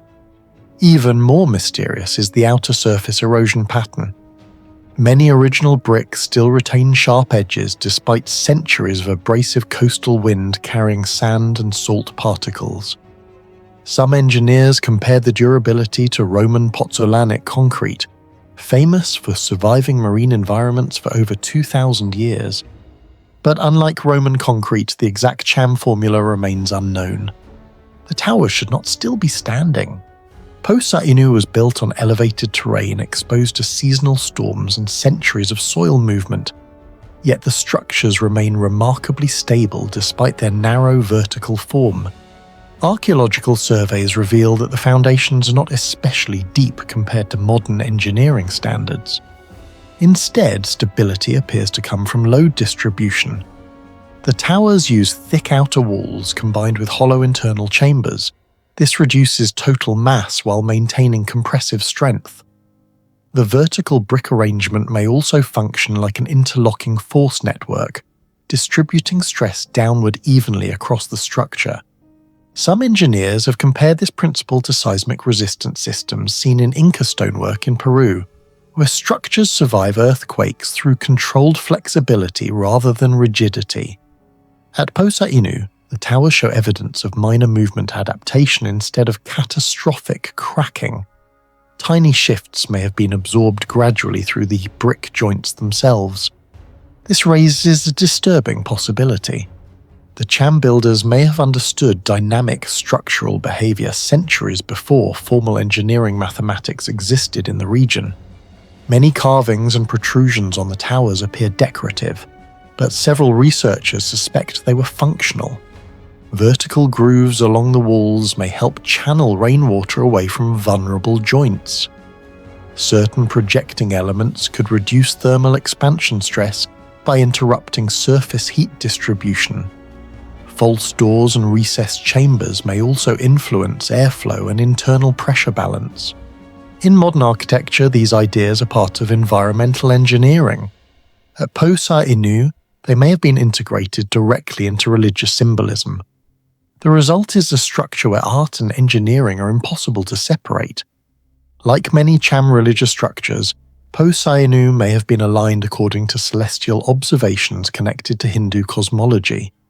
Researchers studying the orientation of Cham temples found recurring relationships between tower entrances, solar movement, and ritual timing. Certain alignments may have marked seasonal transitions important for agriculture and maritime navigation. This was critical for Champa, a civilization deeply connected to ocean trade. Historical records describe Cham sailors travelling across Southeast Asia long before modern navigational instruments became common in the region. If Posa Inu also functioned as a symbolic astronomical marker, then the towers were not merely temples. They were instruments linking religion, navigation, and environmental observation together. What do you think the Cham builders truly understood about heat, salt, and ancient materials over 1,100 years ago? Share your thoughts and theories in the comments below.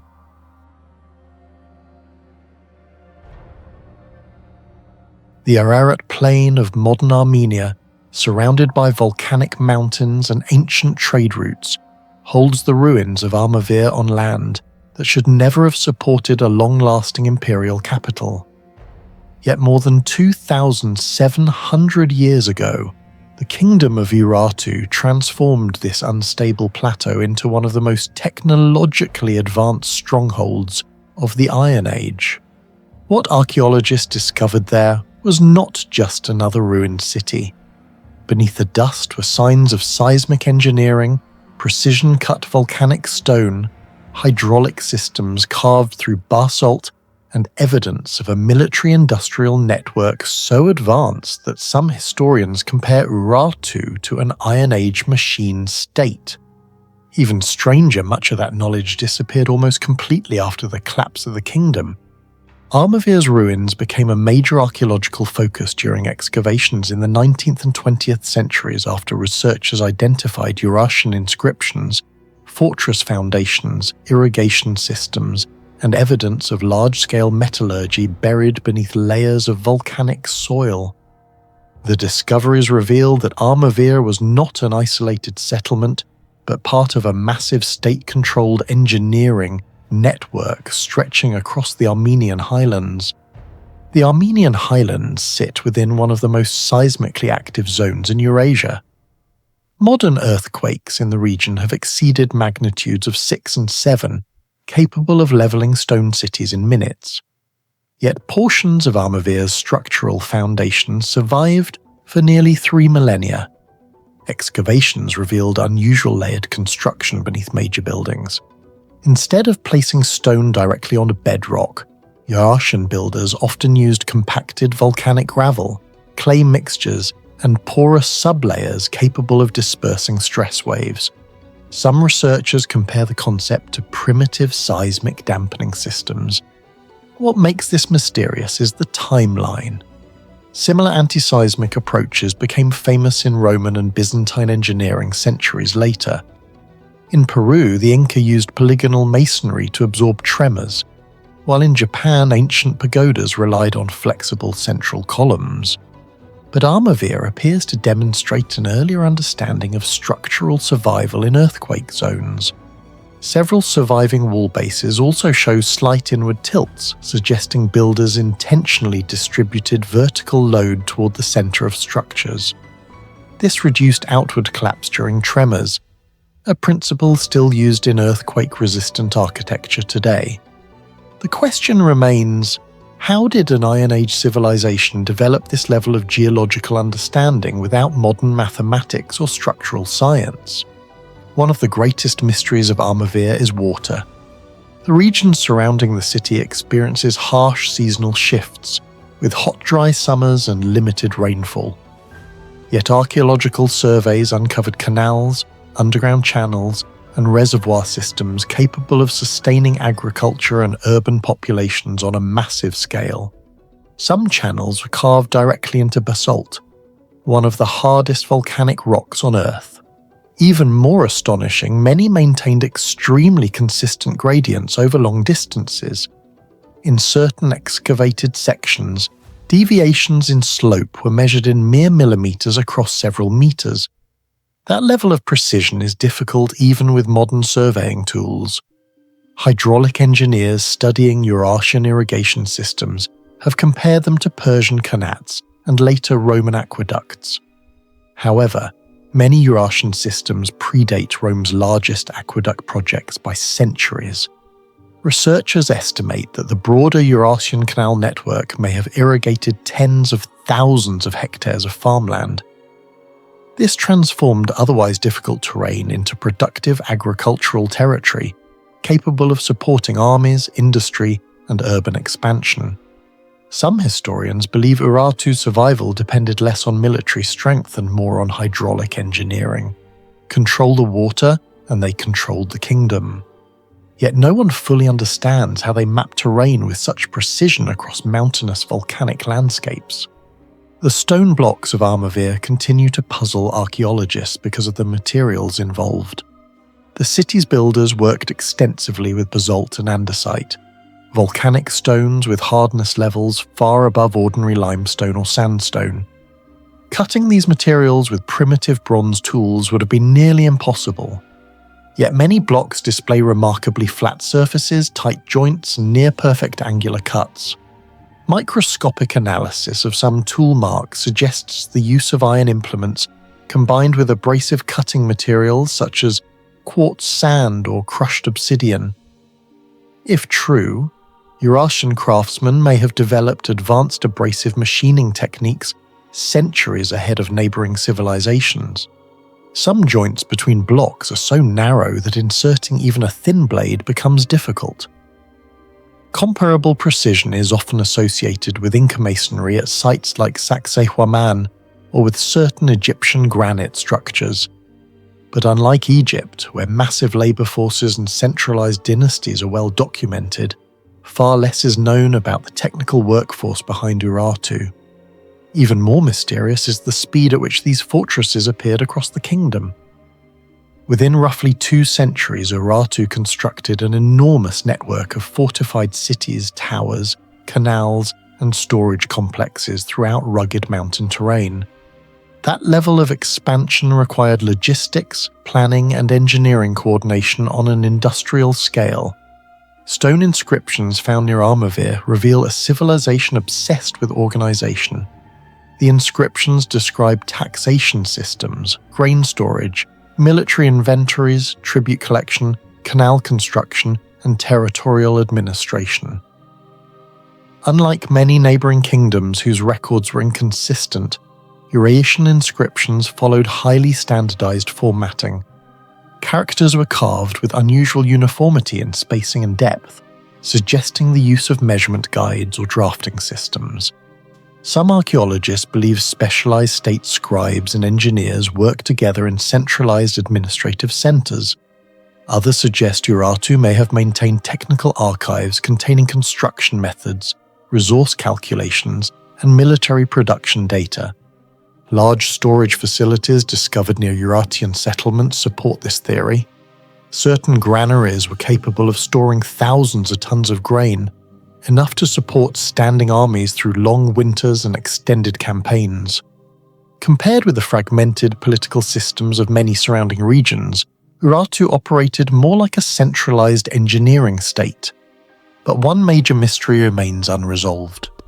The primary archives of Armavir itself have never been fully discovered. If they still exist somewhere beneath the volcanic layers, they could radically change modern understanding of Iron Age technology. More than any other mystery surrounding Armavir, the metallurgy of Urartu may be the most frighteningly advanced. Urartu emerged during the early Iron Age, a period when control of metal meant control of civilization itself. Weapons, armor, farming tools, chariots, fortresses and trade all depended on metallurgical superiority, and evidence suggests Urartu mastered it. Archaeologists uncovered remains of smelting furnaces, slag deposits, weapon fragments, and mining infrastructure linked to large-scale metal production. Chemical analysis of surviving artifacts revealed unusually consistent alloy compositions, especially in iron and bronze military equipment. This consistency matters. In ancient metallurgy, maintaining stable carbon levels and controlled temperatures was extremely difficult. Even slight fluctuations could weaken blades or make armor brittle. Yet many Artian weapons show hardness levels far beyond what historians once expected from the 8th century BCE.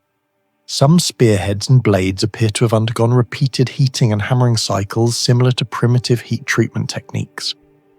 Metallurgists comparing the artifacts to Assyrian weapons found that Urartian military equipment may have possessed superior durability in combat.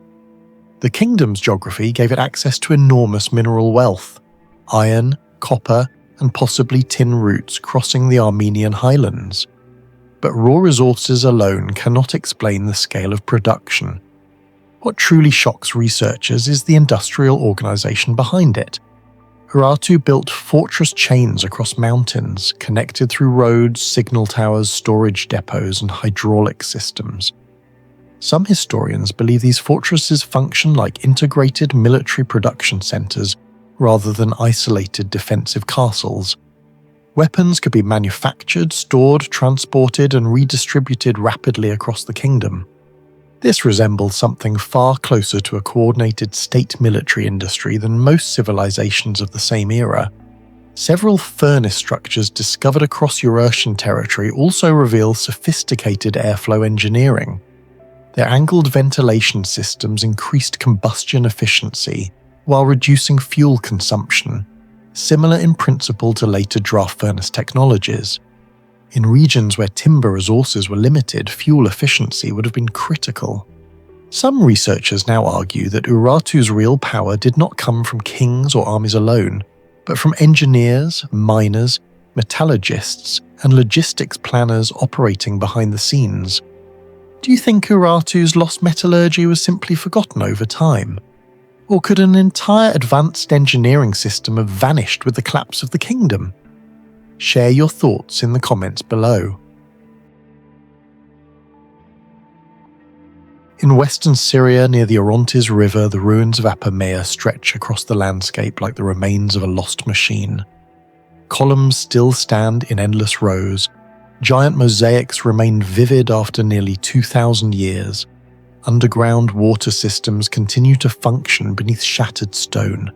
And despite earthquakes powerful enough to destroy entire cities, parts of Apamea somehow survived far longer than engineers expected. The city was rediscovered gradually during Ottoman and early French archaeological surveys in the 19th and early 20th centuries.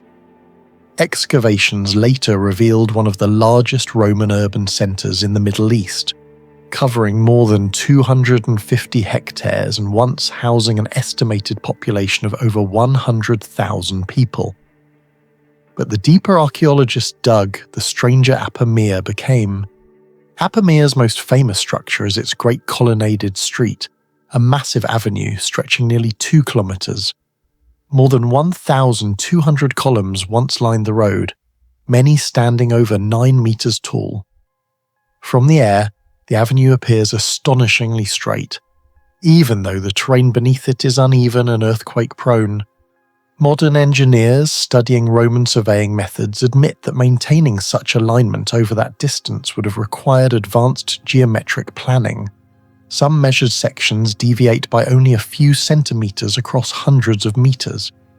That level of precision is difficult even with modern optical tools, yet Roman engineers achieved it nearly 2,000 years ago using instruments like the groma and chorobates.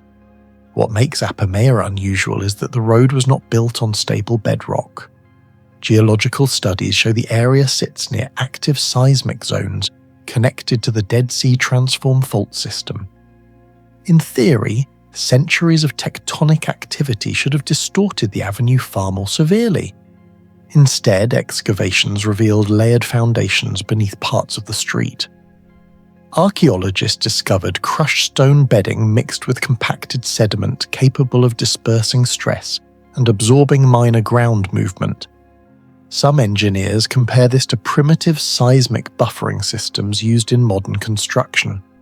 This is one reason Apamea is often compared to places like Baalbek or Pompeii, cities where Roman engineering appears far more sophisticated than standard historical narratives suggest.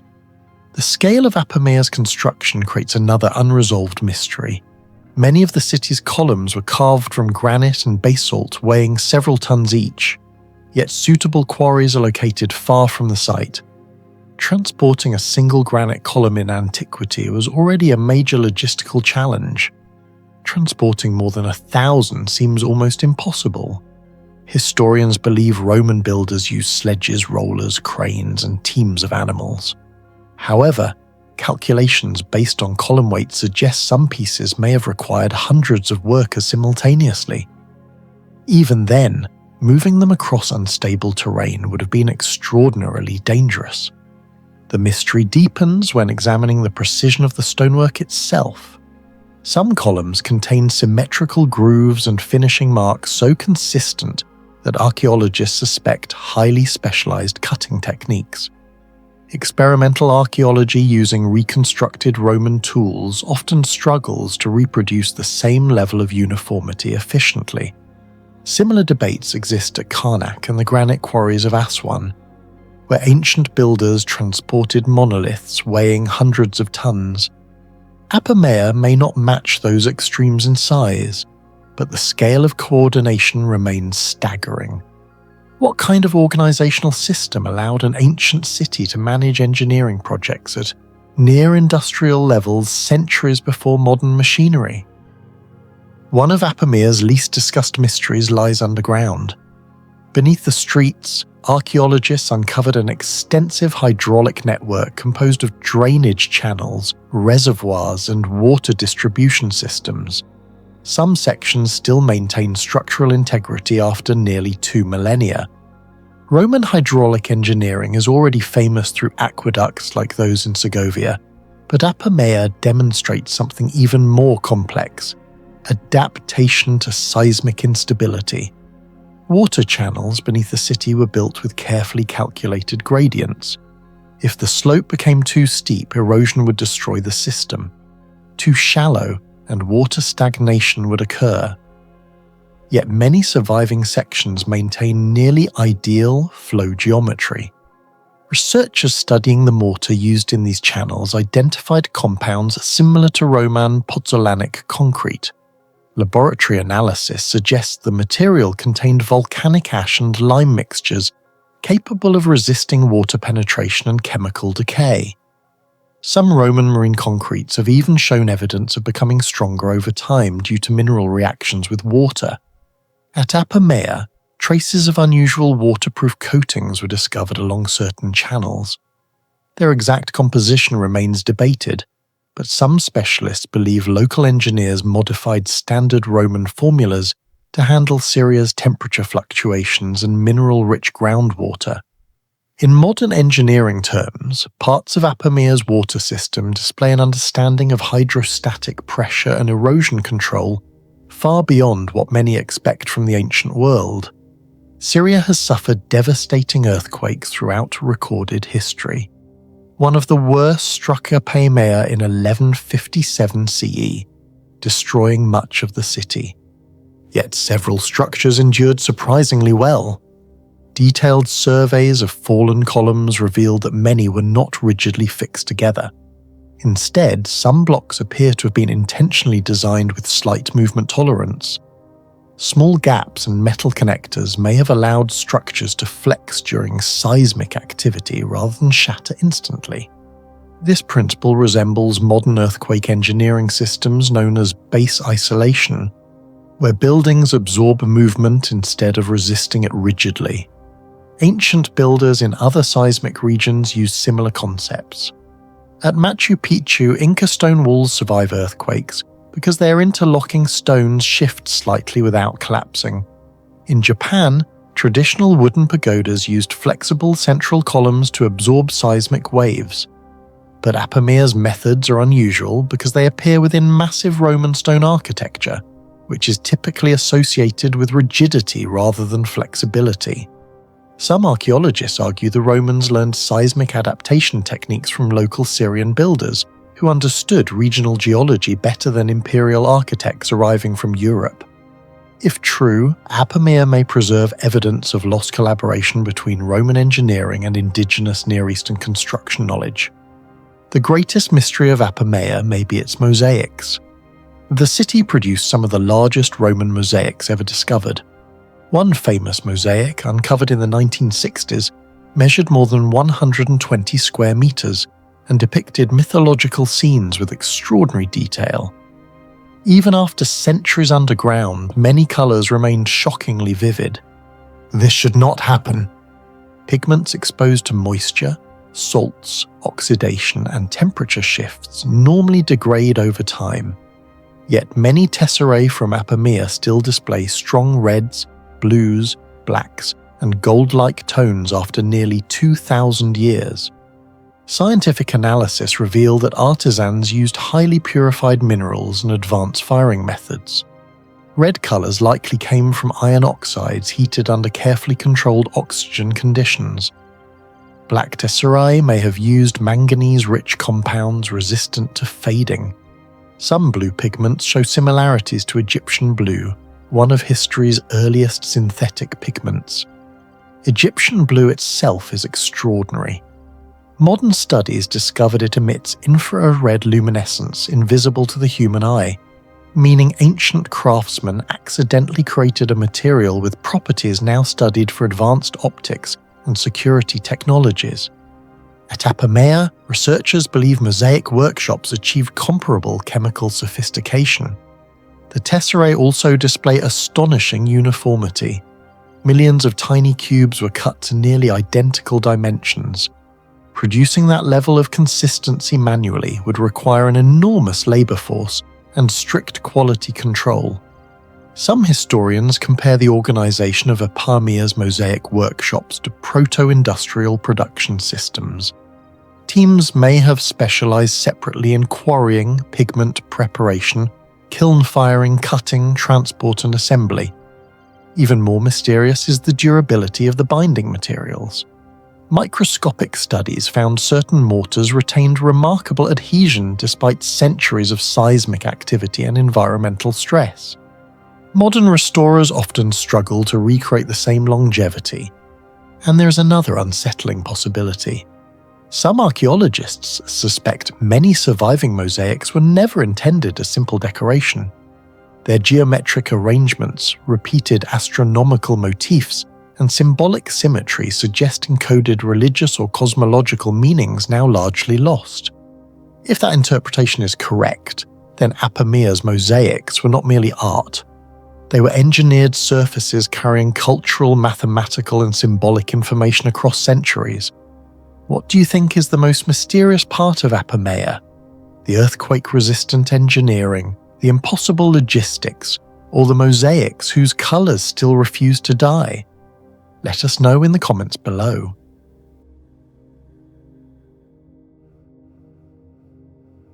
Eastern Georgia's Grakliani Hill appears to be an ordinary hill overlooking the Mtukveri River Valley. But beneath its soil lies evidence of nearly 300,000 years of human activity, along with heat-resistant structures, advanced drainage engineering, early metallurgy, and mysterious symbols that may predate some of the world's oldest known writing systems. Grackliani Hill was discovered accidentally in 2007 during the expansion of Georgia's east-west highway. Archaeologists initially expected a small settlement site. Instead, excavations uncovered multiple cultural layers from the Stone Age, Bronze Age, Iron Age, and a Roman period stacked on top of one another. By 2015, researchers had identified temples, ritual platforms, furnaces, water systems, and mysterious inscriptions unlike anything previously found in the Caucasus region. The greatest mystery at Grackliani Hill is not the buildings themselves, but the material technology hidden inside them. Archaeologists discovered ritual altars and structural surfaces made from clay and stone that had been exposed to temperatures exceeding 1,000 degrees Celsius. Scientific analysis of the fired surfaces showed partial vitrification, a process where minerals begin transforming into glass-like structures under extreme heat. In ancient contexts, this level of thermal alteration is highly unusual. To understand why this matters, most ordinary Bronze Age open-fire systems rarely exceeded 700–800 degrees Celsius for long periods. Even many early ceramic kilns struggled to maintain temperatures above 900 degrees Celsius consistently. Yet some burned layers at Grackliani appear to have been heated evenly over sustained durations. That suggests controlled airflow systems, oxygen management, and potentially enclosed furnace designs far more advanced than historians expected for the region. Researchers compared the thermal signatures to kiln technologies found in Anatolia and Mesopotamia, especially sites connected to early metallurgy around the 3rd millennium BCE. However, Grackliani's heating evidence appears in a region not traditionally considered a major technological center of the ancient world. That raises a disturbing possibility. Advanced pyrotechnology may have developed independently in the Caucasus much earlier than previously believed. Some archaeologists believe these structures may have served both ritual and industrial purposes simultaneously. The altars themselves were repeatedly exposed to intense heat, almost as if ceremonial fire and metallurgical experimentation occurred in the same controlled environment. Similar overlaps between religion and metallurgy existed in ancient Anatolia, where blacksmiths were often treated as sacred specialists connected to divine transformation through fire. Even stranger is the durability of the fired materials. Thousands of years of moisture, freeze-thaw cycles, and seismic instability should have fractured many surfaces long ago. Yet some sections remain remarkably hard and compact. Mineral studies suggest the heating process altered the clay at a microscopic level, creating a dense structure resistant to erosion. Modern engineers have compared this phenomenon to primitive ceramic engineering, an accidental precursor to later refractory technologies. Grackliani Hill sits in terrain vulnerable to erosion and seasonal flooding, yet much of the settlement survived unusually well. Excavations revealed carved drainage channels running beneath structural layers, carefully angled to redirect rainwater away from key ceremonial and residential zones. What shocked engineers was the precision of the slopes. The channels were steep enough to sustain water flow but shallow enough to prevent destructive acceleration and soil collapse. This reflects an understanding of hydraulic balance rarely associated with small Bronze Age settlements. Comparable drainage systems are better known from later Greek and Roman cities. At sites like Knossos and Pergamon, sophisticated water control networks protected buildings from flooding and instability, but Grackliani predates many of these systems by centuries. The implication is difficult to ignore. Either advanced hydrological knowledge emerged independently in multiple regions, or technological exchange networks across Eurasia were far older and more complex than historians assumed. There are also signs the drainage systems were periodically rebuilt rather than abandoned. New construction phases followed the same hydraulic logic with minimal deviation, suggesting long-term engineering traditions passed across generations. In 2015, archaeologists uncovered engraved symbols carved deeply into a ritual platform at Gracliani Hill. The inscriptions immediately triggered international attention because of their estimated age, possibly dating to the early 3rd millennium BCE or earlier. If accurate, the symbols could rival or even predate some early writing traditions outside Mesopotamia and Egypt. The problem is that the symbols do not match known alphabets or scripts. Some resemble linear proto-writing systems similar to early Near Eastern markings used for administration and ritual notation. Others display repeated geometric structures suggesting intentional linguistic organization rather than decorative art. Several scholars compare the discovery to the undeciphered Vinca symbols of southeastern Europe, which some researchers controversially argue may represent one of the earliest symbolic communication systems in human history. Others see parallels with Proto-Caucasian markings that never evolved into surviving written languages. The inscriptions at Gracliani differ from random ritual scratches because of their placement and consistency. They appear carved deliberately into a sacred structure rather than scattered casually across pottery or tools. Microscopic analysis also indicates the grooves were made with controlled pressure using hard metal or stone instruments. If these markings truly represent a structured symbolic system, then the Caucasus may have been an independent center of early literacy completely overlooked by conventional history. That possibility changes far more than regional archaeology. It challenges the traditional narrative that writing emerged only from a few isolated cradles of civilization before spreading outward. Instead, symbolic systems may have evolved simultaneously across multiple advanced prehistoric societies. Another mystery buried at Gracliani Hill involves metallurgy. Archaeologists uncovered slag deposits, furnace remains, and traces of ore processing, suggesting the inhabitants possessed surprisingly advanced knowledge of metal production. Chemical analysis of slag fragments revealed evidence of sustained high-temperature reactions consistent with copper smelting. Some samples also suggest experimentation with iron-bearing minerals, though the exact scale remains debated. What makes this discovery unusual is the consistency of the thermal conditions. Ancient furnaces typically fluctuated dramatically in temperature, producing uneven slag compositions. But several Gracliani samples show relatively stable mineral transformation patterns, implying controlled airflow and efficient furnace construction. This has led some researchers to compare Gracliani to early metallurgical centers in Anatolia, particularly sites associated with the rise of bronze technology around 3500–3000 BCE. Yet Gracliani sits farther north, in a region rarely considered central to early industrial innovation.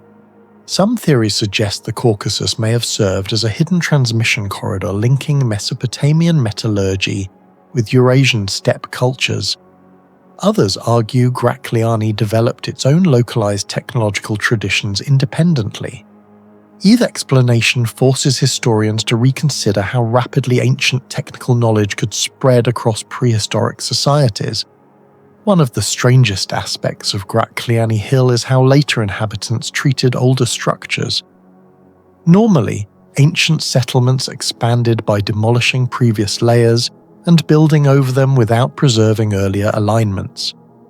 At Gracliani, however, multiple generations appear to have respected the original sacred layout. Several later structures were constructed directly along the same ritual axes as earlier buildings, with surprisingly small deviations. This suggests the location retained spiritual or ceremonial importance for thousands of years. The pattern resembles sacred continuity seen at places like Göbekli Tepe, where ritual spaces remained symbolically important long after their original builders disappeared. It also echoes Jerusalem's Temple Mount, where successive civilizations repeatedly rebuilt sacred architecture atop ancient foundations. Why Gracliani maintained this continuity remains unknown. Some archaeologists believe the hill functioned as a ceremonial knowledge center, where technical expertise, ritual practices, and elite authority merged together. Georgia lies in an active seismic zone, yet parts of Gracliani Hill survived remarkably well. Excavations revealed layered foundations made of gravel, clay, and stone that may have absorbed earthquake vibrations like primitive shock absorbers. The design resembles later anti-seismic techniques seen in Inca and Japanese architecture. Though the builders had no formal knowledge of seismic physics, they may have developed these methods through centuries of observation and adaptation.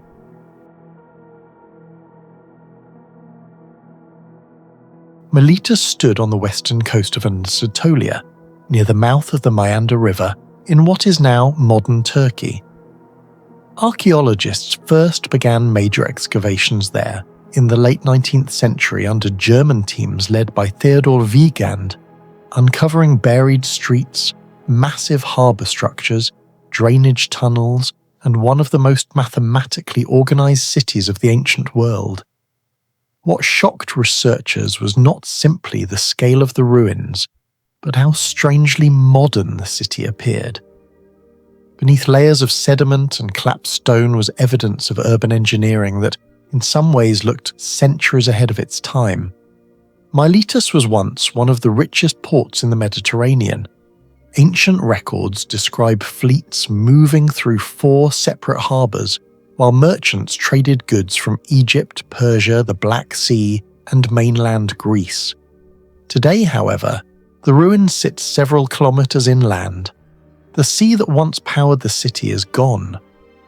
Over thousands of years, the Meander River deposited enormous amounts of sediment into the coastline, slowly burying the harbour under mud. Geological studies estimate that the shoreline advanced several kilometres outward due to continuous silt accumulation.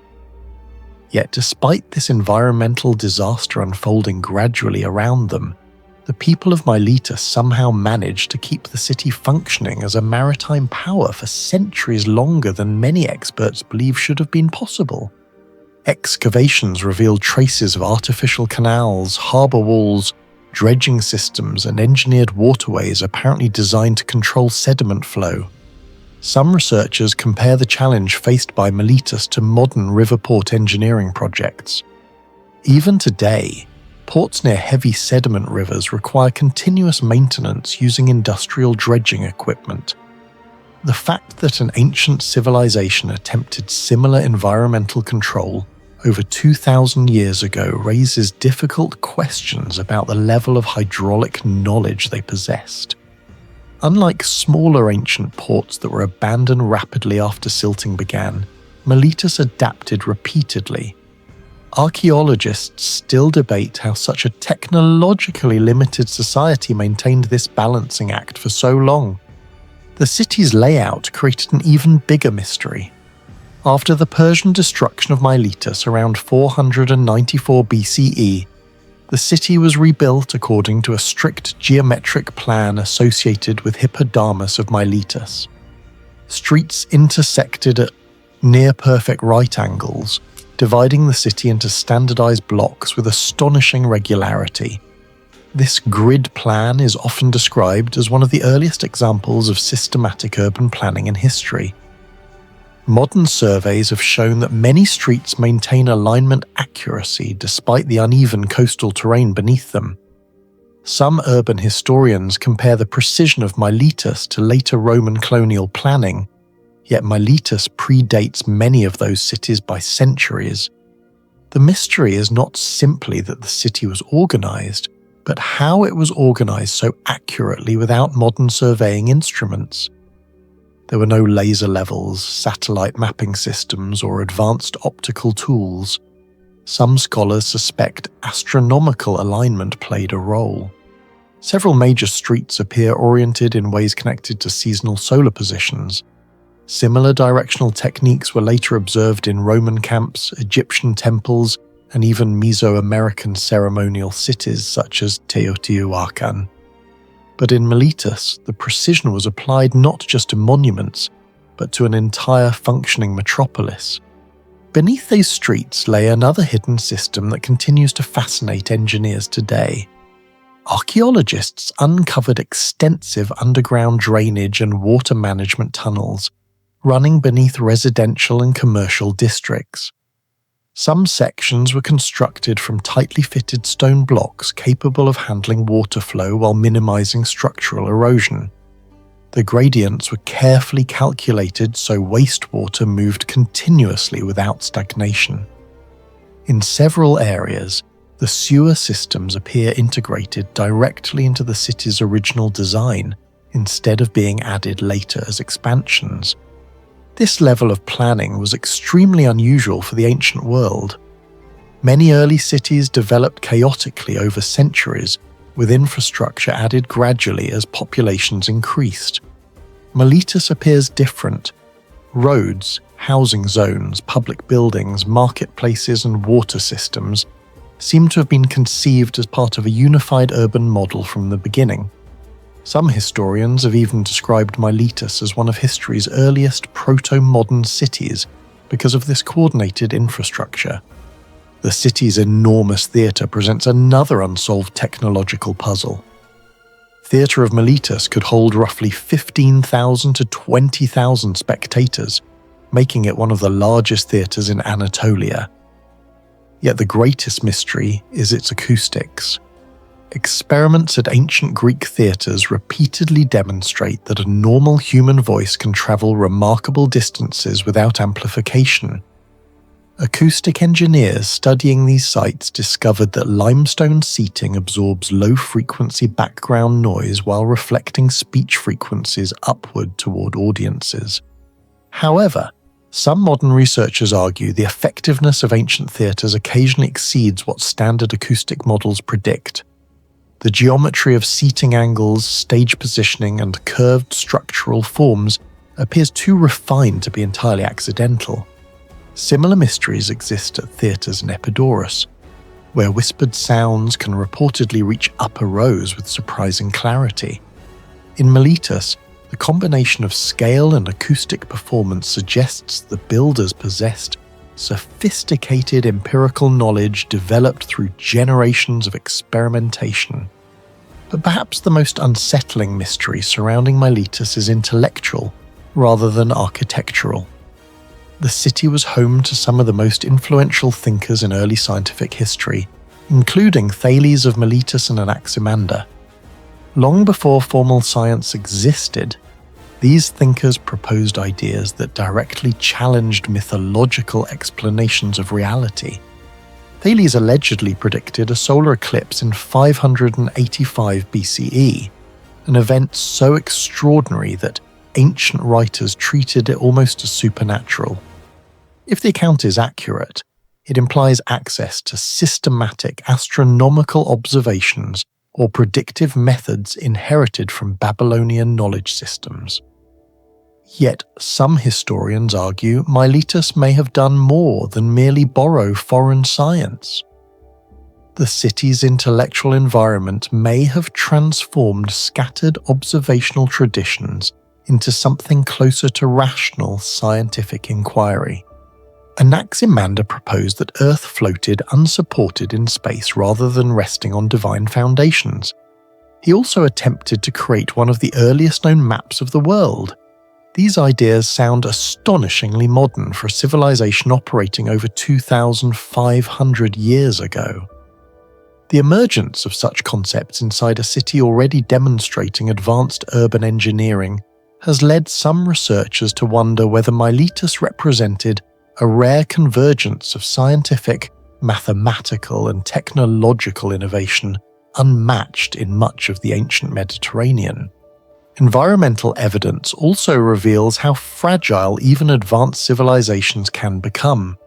Sediment cores taken near the ancient coastline show how dramatically the environment transformed over time.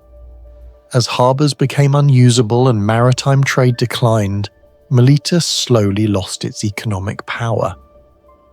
unlike cities destroyed instantly by invasion or volcanic catastrophe, Miletus appears to have died gradually through ecological change. Some scholars compare its collapse to modern fears surrounding coastal instability, river diversion, and climate-driven environmental shifts. What makes the story disturbing is that Miletus did not fail because its people lacked intelligence. In many ways, they adapted brilliantly. They engineered waterways, redesigned infrastructure, maintained trade networks, and rebuilt entire sections of the city after destruction. Yet even sophisticated knowledge could not permanently overcome changing geography. The sea itself abandoned the city. Do you think Miletus was simply an advanced ancient city, or evidence that lost engineering knowledge once existed far beyond what history officially accepts? Share your thoughts in the comments below.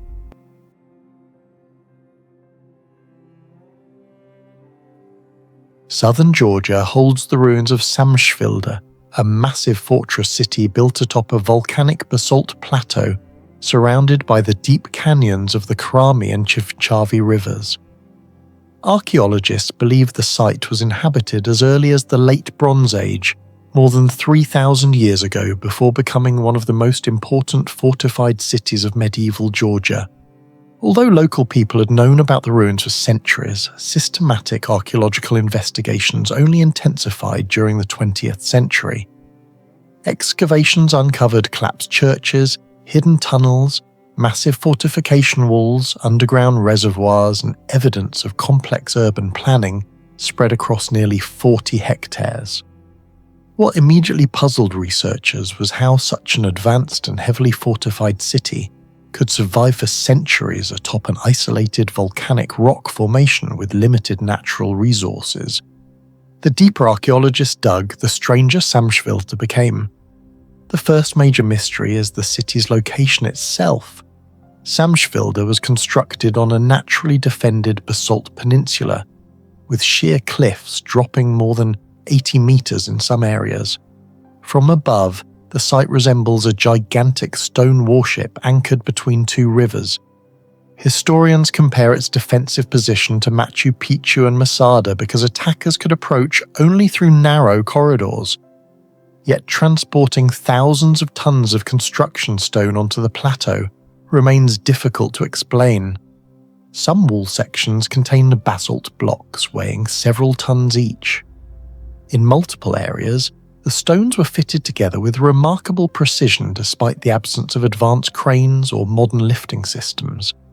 Certain joints are so tight that even thin blades can barely pass between them.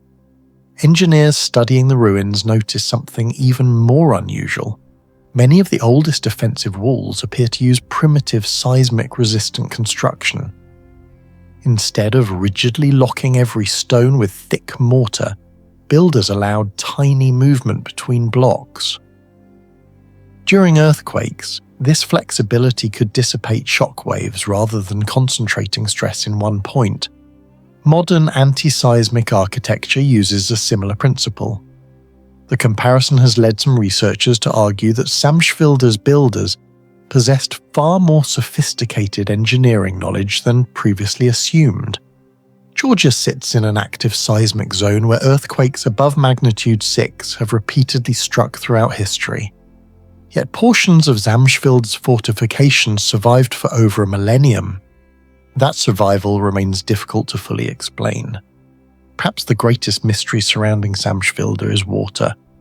The basalt plateau contains few reliable natural springs, yet historical records suggest thousands of people once lived inside the fortress city for extended periods, even during sieges. Excavations revealed a hidden hydraulic system carved directly into volcanic rock.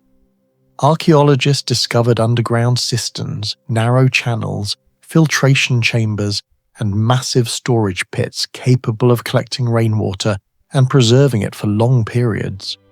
Some reservoirs were coated with a strange waterproof material that still partially survives today.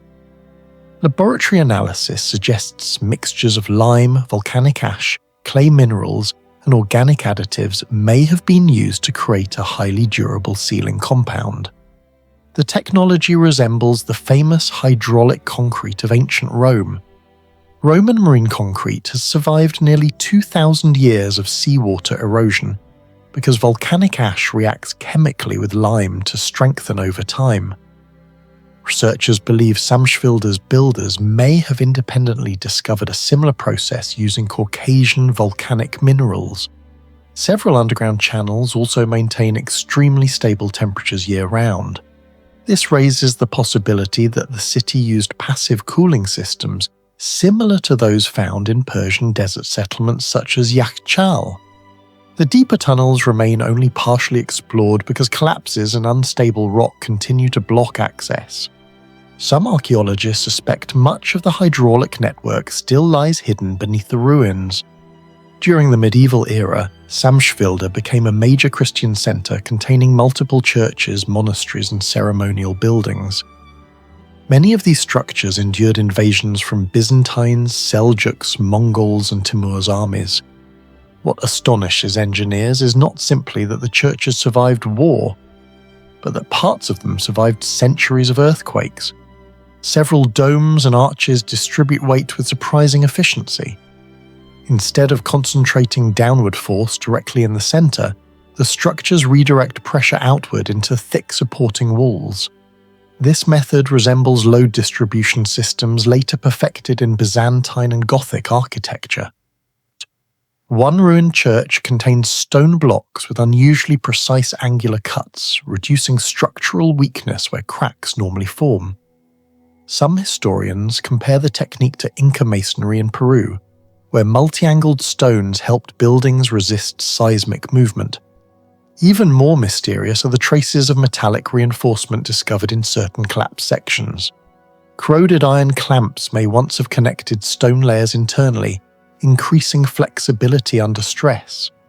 If true, this would indicate that medieval Caucasian builders experimented with structural reinforcement techniques centuries before many comparable European systems became common. Ground-penetrating radar surveys detected multiple hollow zones beneath Samsfjorda's surface. Some are believed to be collapsed chambers, while others may connect to hidden tunnel systems. Local legends describe secret escape passages stretching beyond the canyon walls. Though many stories are likely exaggerated, archaeologists have confirmed the existence of underground corridors cut deep into the basalt foundation. One partially excavated tunnel descends steeply toward the river below. Historians believe it may have provided hidden access to water during sieges. Similar systems existed at Derinkuyu underground city, where entire populations survived underground invasions for extended periods. The engineering challenge is extraordinary. Basalt is significantly harder than limestone and far more difficult to carve with ancient tools. Creating large underground spaces inside volcanic rock would have required immense labour, careful ventilation planning, and advanced understanding of structural stability. Yet much of the network remains inaccessible. Some chambers may still be sealed beneath centuries of debris.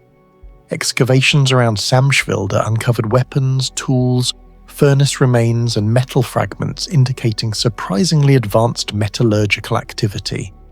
The Caucasus region has long been associated with early metalworking traditions. Some historians even describe it as one of the birthplaces of bronze metallurgy. However, certain artifacts found near Samsfjorda suggest technological capabilities beyond what researchers expected for the period. Several iron blades show unusually consistent carbon distribution, implying controlled heating conditions during forging. Achieving this level of uniformity without modern temperature measurement would have required highly skilled smiths. Slag analysis also revealed evidence of repeated high-temperature smelting cycles. Some furnaces may have exceeded 1,200 degrees Celsius, temperatures difficult to sustain using primitive airflow systems alone. Comparisons have been made to advanced metallurgical centers of Anatolia and Urartu.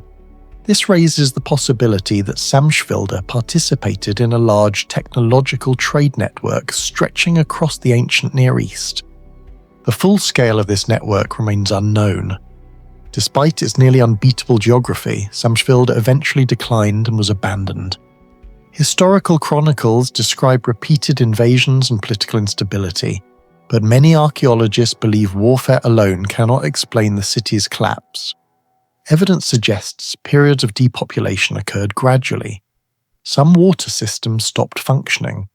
Certain residential districts were abandoned while defensive walls remained intact. One theory proposes climate shifts reduced water reliability on the plateau. Another suggests trade routes moved elsewhere after Mongol expansion reshaped regional economics. There are also signs of earthquake damage in several structures. A major seismic event may have destabilized critical infrastructure, forcing residents to leave permanently. Yet no single explanation fully solves the mystery. How could one of the strongest natural fortresses in the Caucasus simply fade from history? That question still haunts archaeologists today. Do you think Samsfield's advanced engineering was independently discovered? Or could ancient civilizations have shared forgotten knowledge across vast distances? Share your thoughts in the comments below. Beside the Batanghari River in Sumatra, Indonesia, archaeologists uncovered something that should not have survived. Muaro Jambi Temple Complex stretches for more than 12 kilometers across dense tropical terrain, making it one of the largest ancient Buddhist complexes in Southeast Asia. The site was first systematically documented by Dutch researchers in the 19th century, after local reports described strange brick mounds hidden beneath jungle vegetation. What looked like isolated ruins slowly revealed itself to be the remains of a massive urban network buried under swamp forests, river sediment, and centuries of uncontrolled plant growth. What makes Muaro Jambi extraordinary is not just its size. The real mystery is how a civilization operating between the 7th and 13th centuries managed to build an advanced brick megacity in one of the harshest construction environments on Earth. Tropical rainfall in Sumatra can exceed 2,500 millimeters per year. The soil is acidic, unstable, and frequently flooded. In most tropical regions, ancient brick structures collapse rapidly because moisture weakens foundations and accelerates erosion. Yet large parts of Muaro Jambi survived for nearly 1,000 years. Archaeologists discovered that the complex was connected by an enormous hydraulic network of canals, reservoirs, and artificial waterways. Some canals run in unusually straight lines through dense terrain, suggesting deliberate engineering rather than natural river formation. Several sections are more than 20 meters wide. Modern LiDAR mapping and satellite surveys indicate that the canal system may once have connected dozens of temple compounds into a coordinated urban landscape. Researchers now compare the scale of Muaro Jambi's water management to the hydraulic infrastructure of Angkor, despite Muaro Jambi receiving only a fraction of the global attention. The engineering problem becomes even stranger when considering the ground beneath the city. Much of the complex sits on soft alluvial swamp soil that should have shifted constantly under the weight of heavy brick structures. Some researchers believe the builders used layered soil compaction combined with buried timber foundations. Excavations uncovered evidence of ancient wooden supports preserved beneath waterlogged conditions. In oxygen-poor environments, submerged timber can survive for centuries, similar to the underwater wooden foundations supporting Venice. If this theory is correct, the builders of Muaro Jambi may have possessed sophisticated knowledge of hydrology and soil mechanics, long before formal engineering science existed in the region. The bricks themselves remain another unresolved mystery. Unlike many later constructions, large portions of Muaro Jambi were built with minimal mortar. Yet the structures remained stable despite centuries of monsoon rain, flooding, and extreme humidity. Scientific analysis of surviving brick shows surprisingly consistent firing temperatures, suggesting organized kiln systems capable of controlled large-scale production. Some bricks were manufactured with standardized dimensions, implying industrial coordination rather than small local craftsmanship. Archaeologists have compared this level of material consistency to major educational and religious centers like Nalanda Mahavihara, the famous Buddhist university complex that influenced intellectual networks across Asia. But Muaro Jambi was likely more than a religious center. Excavations uncovered Chinese ceramics, Indian beads, bronze statues, and imported trade materials from across Asia. These discoveries suggest the city may have functioned as an international intellectual and commercial hub connected to the maritime empire of Srivijaya. This creates another mystery. How did a settlement deep within the forest of Sumatra become integrated into trade routes stretching from China to the Middle East centuries before modern navigation technology? Historians believe the Srivijaya network controlled strategic sections of the Malacca Strait, one of the most important maritime corridors in human history. Ships moving between India and China may have relied on ports connected to Muaro Jambi, transforming the complex into a center of Buddhist scholarship similar to a Southeast Asian version of Nalanda. Some researchers argue that the urban scale of Muaro Jambi may still be massively underestimated. Only a fraction of the region has been fully excavated. Ground-penetrating radar surveys suggest additional buried structures may still lie hidden beneath thick sediment, layers, and tropical vegetation. In some zones, archaeologists identified geometric patterns beneath the surface that resemble roads, platforms, or collapsed buildings. If these readings are accurate, Muaro Jambi may have once covered an area far larger than currently visible. Certain estimates suggest the broader urban landscape could rival some medieval cities previously thought to dominate Southeast Asia. The surrounding jungle also hides evidence of environmental engineering that appears unusually advanced for the period. Researchers found traces of controlled waterways, designed not only for transportation, but possibly for flood regulation and agricultural stabilization. Seasonal flooding along the Batanghari River could have destroyed settlements repeatedly unless water levels were carefully managed. Some experts believe the canal system acted as a giant hydraulic buffer, redirecting excess water while maintaining navigable routes during dry periods. Similar large-scale environmental manipulation is often associated with civilizations like the Maya or Khmer empires, yet Muaro Jambi remains far less studied internationally. Another mystery involves the disappearance of the city itself.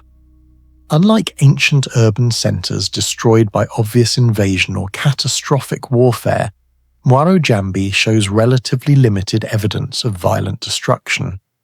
Instead, researchers suspect a slow collapse connected to environmental and economic change. River routes may have shifted over time, reducing the effectiveness of the canal network.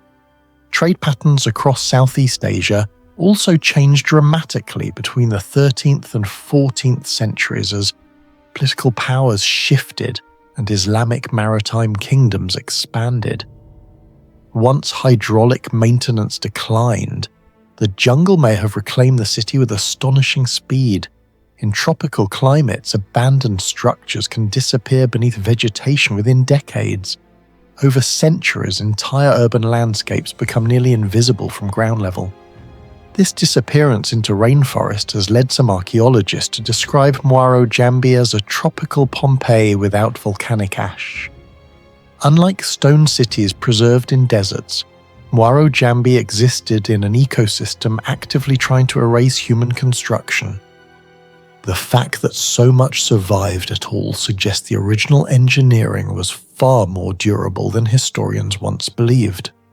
The site also challenges older assumptions about ancient Southeast Asia. For decades, many historians viewed the region's early civilizations as relatively fragmented and technologically limited compared to India, China, or the Mediterranean world. Muaro Jambi tells a different story. Evidence from the complex points toward large-scale urban planning, organized labor systems, advanced brick manufacturing, regional hydraulic engineering, and international trade integration. Some scholars now believe Southeast Asia may have contained far more interconnected urban centers than previously recognized, many of which remain hidden beneath forests or river sediment. One of the most debated theories surrounding Muaro Jambi concerns knowledge transfer. Certain architectural features resemble Indian Buddhist sites, while water management systems appear adapted specifically to tropical rainforest conditions. This combination suggests that local engineers may not have simply copied foreign ideas. Instead, they may have transformed imported concepts into entirely new technologies suited for Southeast Asia's environment. In that sense, Muaro Jambi may represent one of the earliest examples of large-scale tropical urban engineering in human history. Do you think Muaro Jambi was simply an advanced medieval city, or could it represent a lost level of tropical engineering history that modern archaeology still does not fully understand? Share your thoughts and theories in the comments below.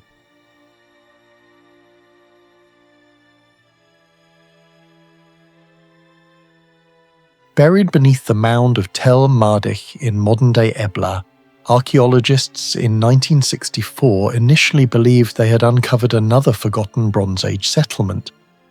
That assumption changed dramatically in 1974, when Italian archaeologist Paolo Mathieu revealed Palace G, a gigantic royal complex hidden beneath layers of ash and collapsed mud brick. The palace dated to roughly 2400 to 2300 BCE, making it older than many famous imperial capitals of the ancient Near East. What shocked researchers was not simply the scale of the structure, but what lay inside it. Thousands of clay tablets emerged from the ruins, eventually more than 17,000 complete or fragmented texts. The archive instantly became one of the most important discoveries in Near Eastern archaeology. At a time when many cities still operated as regional settlements, Ebla appeared to control trade, diplomacy, taxation, and logistics across an enormous territory stretching from Mesopotamia to the Mediterranean coast. But Palace G also introduced mysteries that still remain unresolved. The deeper archaeologists studied the site, the harder it became to explain how such advanced administrative and engineering systems existed nearly 4,500 years ago.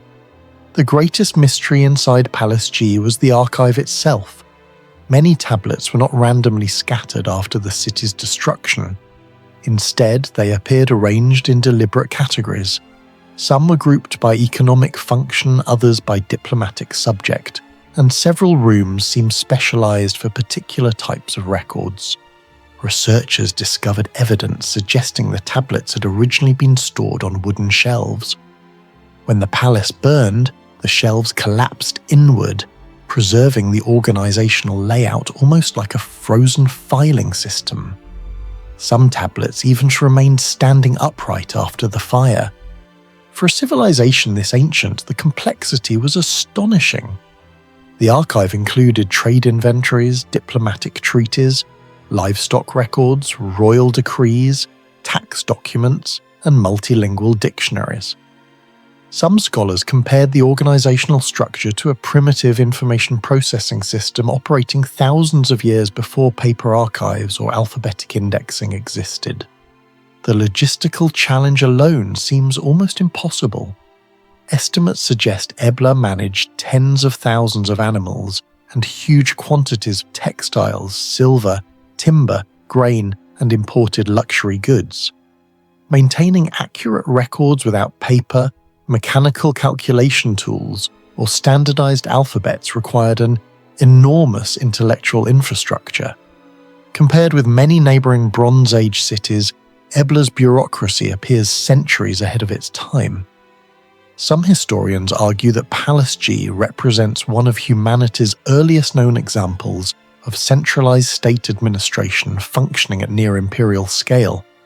Around 2300 BCE, Palace G was violently destroyed. Most theories blame military conquest, possibly linked to expanding Akkadian power under Sargon or his successors. Yet the destruction created one of archaeology's strangest paradoxes. The inferno that destroyed the palace may also be the reason Ebla survived in history. Before the fire, the clay tablets were unfired and fragile. Normally, moisture and erosion would have dissolved them within centuries, but temperatures inside parts of the palace may have exceeded 700–900 degrees Celsius. The heat accidentally baked the tablets into ceramic-like objects, preserving them permanently. Archaeologists also found unusual thermal damage across sections of the palace. Certain mud brick surfaces showed partial vitrification, a process where extreme heat begins transforming materials into glass-like textures. This is rare in ordinary Bronze Age fires. Some researchers suspect the blaze burned for days because Palace G stored enormous quantities of timber, oils, fabrics and trade goods. Others believe strong desert winds may have intensified combustion inside enclosed chambers. Without this catastrophe, the entire civilization could have vanished from human memory. The fire effectively created a time capsule containing diplomatic systems, trade networks, educational methods, and political structures frozen from nearly 4,500 years ago. Ironically, destruction became preservation. Another mystery surrounding Palace G involves its construction technology. Northern Syria sits within a seismically active zone, yet large sections of the palace foundations survived repeated earthquakes over thousands of years. Excavations revealed unusually thick mud brick walls reinforced with alternating stone and timber layers.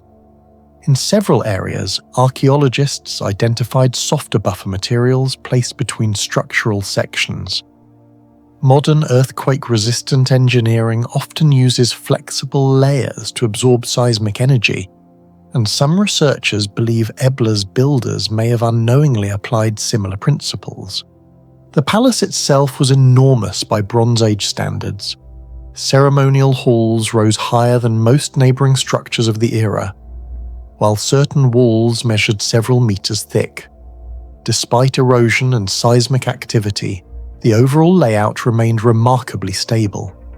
Comparisons with nearby settlements make the mystery even deeper.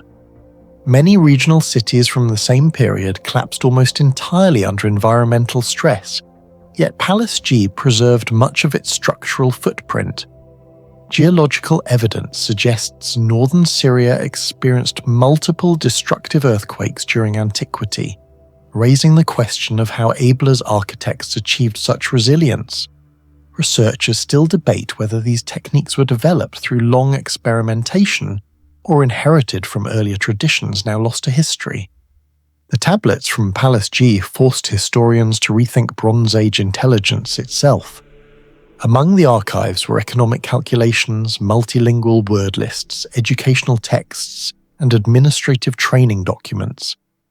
Some tablets preserved parallel translations between Sumerian and Eblaite, making them among the oldest bilingual dictionaries ever discovered. This suggests that Palace GD operated not only as a royal residence, but also as a professional educational centre for scribes. Students appear to have undergone structured training in writing, accounting, trade management, and diplomacy. What surprised researchers most was the mathematical precision. Palace officials tracked enormous inventories of livestock, metals, grain, textiles, and tribute payments without modern numerals or accounting systems. The complexity rivals administrative methods seen in civilizations appearing centuries later. Some historians compare Ebla's organizational sophistication to much later imperial bureaucracies, including systems seen in Assyria and even early Persia.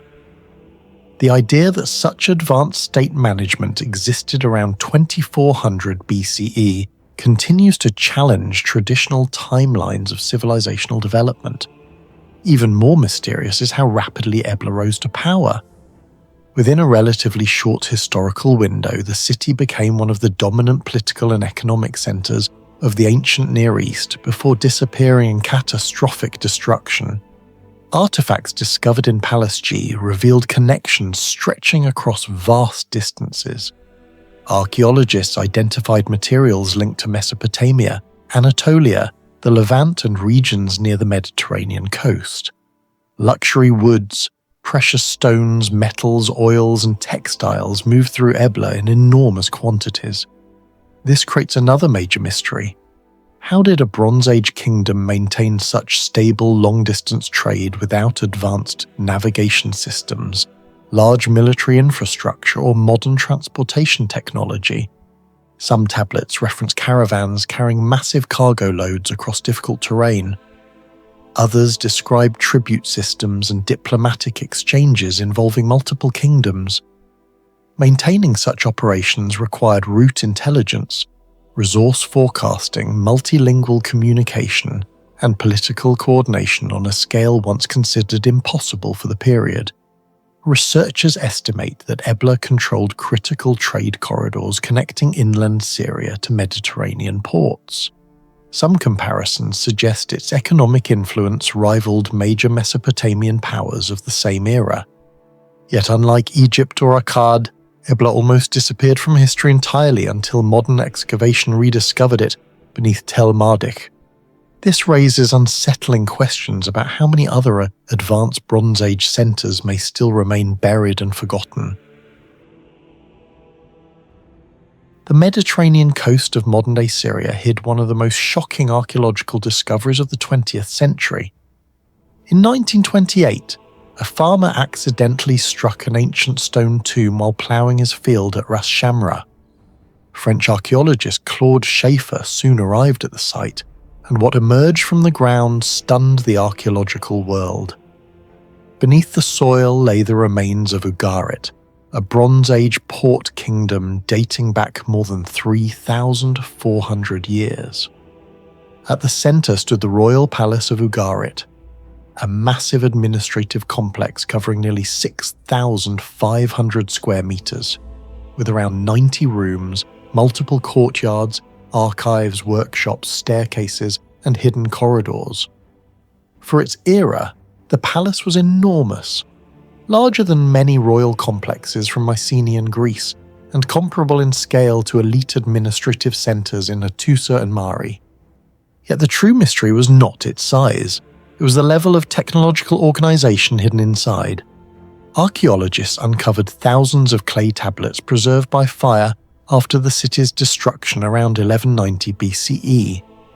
These tablets revealed trade records, diplomatic messages, engineering logistics, religious rituals, and multilingual archives written in Akkadian, Hurrian, Hittite, Cypriot, and Ugaritic.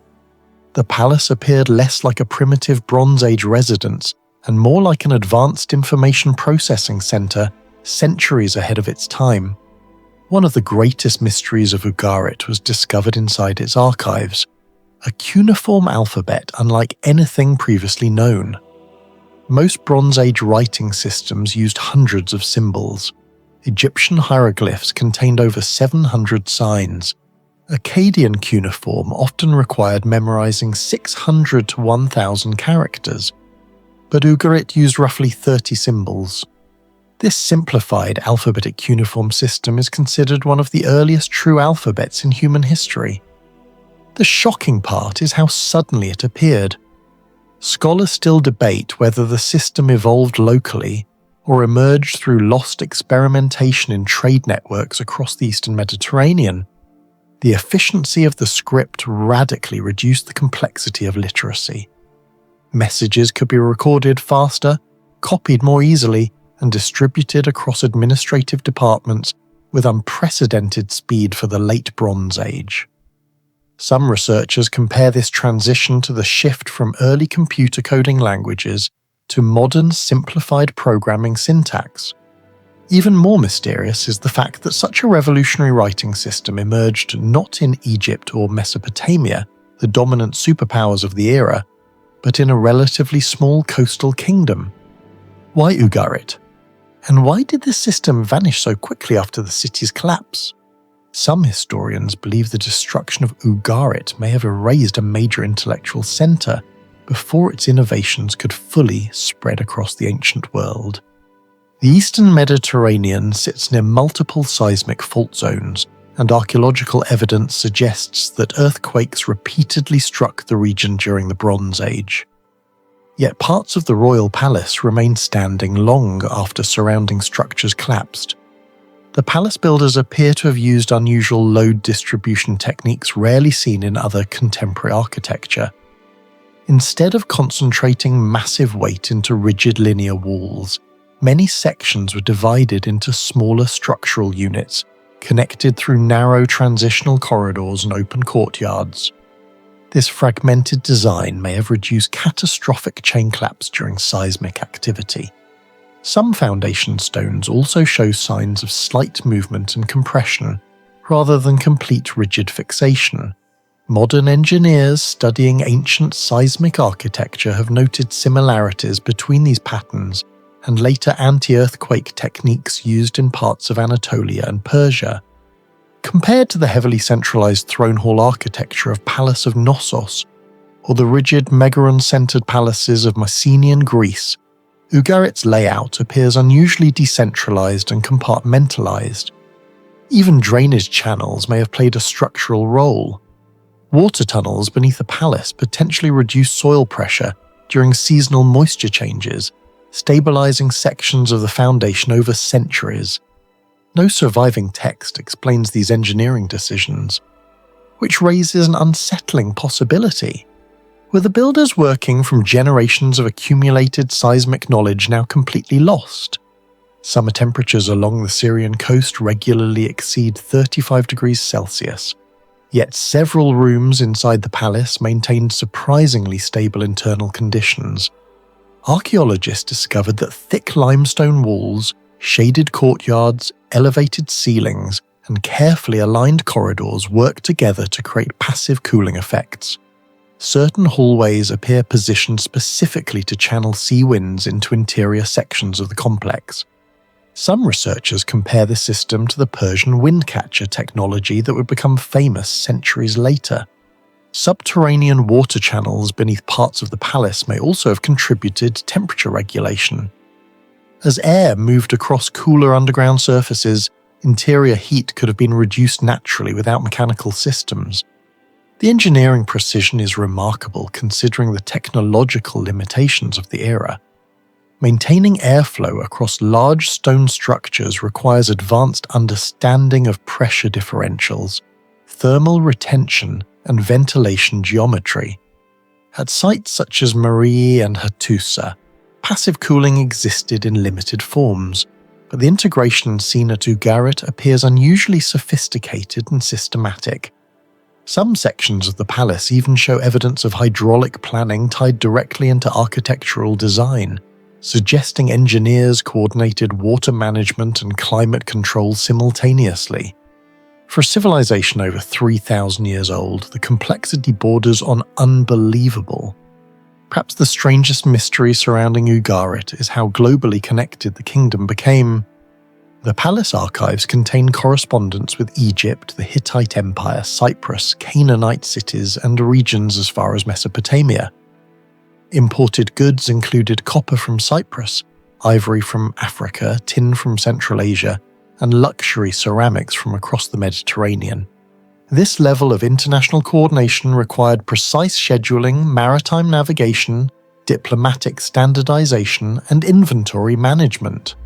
Some trade tablets even recorded quantities, delivery timing, taxation details, and port logistics with astonishing accuracy.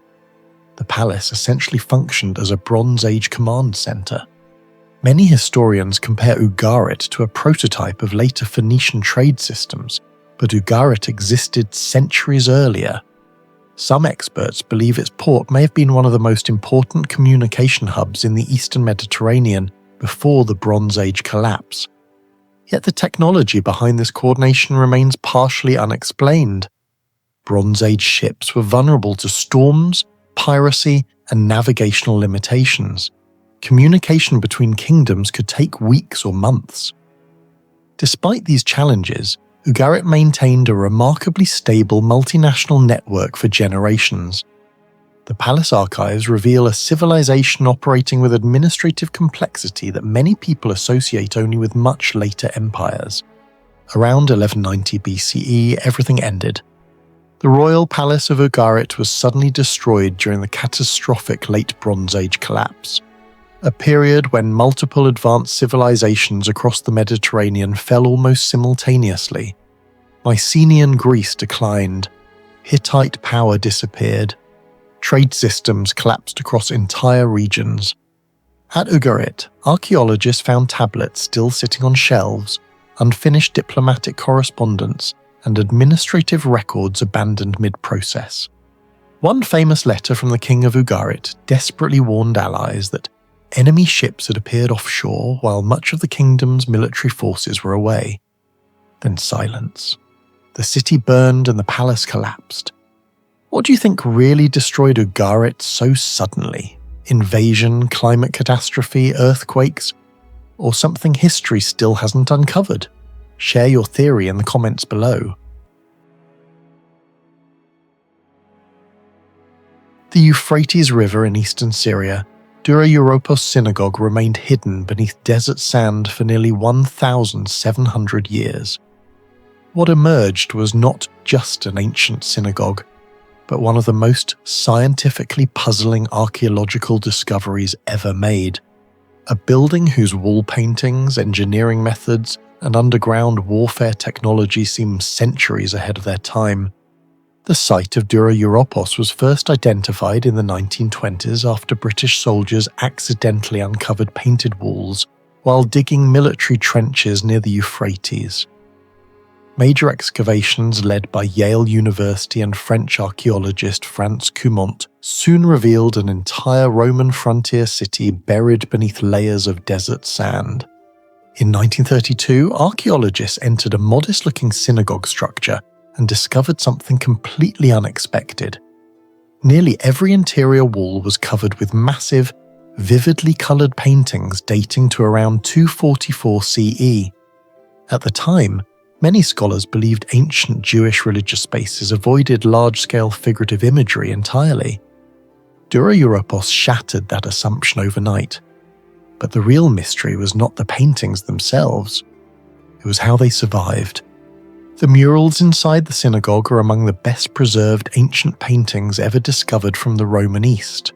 Scenes depicting Moses, Ezekiel, David, and other biblical figures still retain visible reds, blacks, yellows, whites, and traces of blue despite almost 2 millennia underground. Under normal archaeological conditions, this level of preservation should have been nearly impossible. Ancient pigments usually decay because of humidity, salt crystallization, oxidation, microorganisms, and thermal stress. In desert border environments like Syria, walls commonly crack from extreme temperature swings exceeding 35 degrees Celsius between day and night. Salts migrate through stone and plaster, eventually destroying paint layers from within. Yet many of Dura Europos' murals survived with astonishing clarity. Modern microscopic analysis found that the artists used layered mineral pigments mixed with unusually stable binders. Researchers identified hematite for reds, carbon black for dark outlines, gypsum-rich white bases, and complex copper-based compounds in some blue-green sections. What shocked conservation scientists was the structure of the paint itself. Some pigments were applied in multiple microscopic layers over carefully prepared lime plaster surfaces, creating a chemically stabilized barrier that reduced flaking and trapped color particles inside the wall matrix. In some areas, the plaster appears to have undergone partial carbonation similar to true fresco techniques later perfected in Byzantine and Renaissance painting. That timeline creates a major problem. The synagogue predates many famous Byzantine mural traditions by centuries. Even more mysterious, comparative studies with nearby Roman-era sites show far worse deterioration elsewhere. Murals from other Syrian and Mesopotamian structures of similar age often lost over 70–90% of their pigmentation. At Dura Europos, entire narrative scenes remained recognizable. Some experts argue the preservation was simply accidental. The city became rapidly buried after the Sasanian siege of 256 CE, sealing the walls in dry sand before moisture could destroy them. But that explanation does not fully solve the puzzle. Dry burial alone cannot explain why the paint adhered so effectively to the plaster in the first place. Certain wall sections show evidence of intentional moisture management. The builders may have understood how to balance lime alkalinity, plaster porosity, and mineral absorption rates with a sophistication rarely associated with frontier settlements of the 3rd century. In modern conservation science, controlling salt migration and moisture diffusion is one of the hardest challenges in preserving murals. Dura Europos may have solved part of that problem nearly 2,000 years ago. One of archaeology's biggest enemies is salt. When water moves through porous walls, dissolved salts crystallize beneath the painted surface. As crystals expand, they generate enough pressure to fracture stone and detach paint layers. This process has destroyed murals everywhere from Egypt to Pompeii. Yet the synagogue's interior walls resisted catastrophic salt damage for centuries. Chemical studies on plaster samples revealed unusual mixtures of gypsum, lime, silica-rich sand, and clay components. Some researchers believe the wall system functioned almost like a passive humidity regulator. Instead of trapping moisture, the plaster may have slowly released vapor outward, while preventing rapid salt concentration beneath the paint. That concept resembles advanced moisture control strategies seen in later Persian Sarouge waterproof mortars or even some Roman hydraulic concretes. But the formula at Dura Europos does not precisely match either technology. Its composition appears locally adapted and experimentally optimized. Even more puzzling, sections of the synagogue remain structurally stable despite centuries of thermal stress. Modern cement structures in arid climates often develop severe cracking within decades because rigid materials expand and contract unevenly. The synagogue walls behave differently. Their layered plaster system may have distributed thermal stress gradually across multiple surfaces, reducing fracture propagation. In engineering terms, it functioned more like a flexible composite system than a simple ancient wall. That level of material understanding should not have existed in a remote desert frontier city. Dura Europos was not only a religious center, it was also a heavily fortified Roman military outpost positioned near the eastern frontier of the empire. Beneath the city, archaeologists discovered tunnels associated with the final Sasanian-Persian siege around 256 CE. Inside one collapsed tunnel, excavators found the bodies of nearly 20 Roman soldiers piled together in unnatural positions. Nearby were residues of sulfur crystals and bitumen.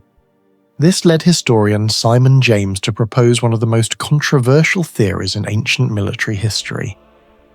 The Persians may have used an early form of chemical warfare. According to the reconstruction, Sasanian troops intentionally burned sulfur and bitumen in confined underground spaces.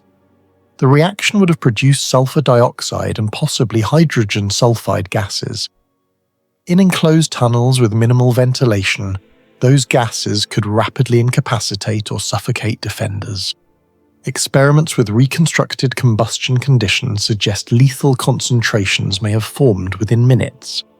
If correct, Dura Europos preserves one of the earliest archaeological examples of chemical warfare ever discovered. But the engineering behind the tunnels is equally disturbing. The Persians carefully positioned the mining shafts beneath defensive walls to weaken foundations without triggering premature collapse. This required advanced understanding of load distribution, soil pressure, and structural failure points.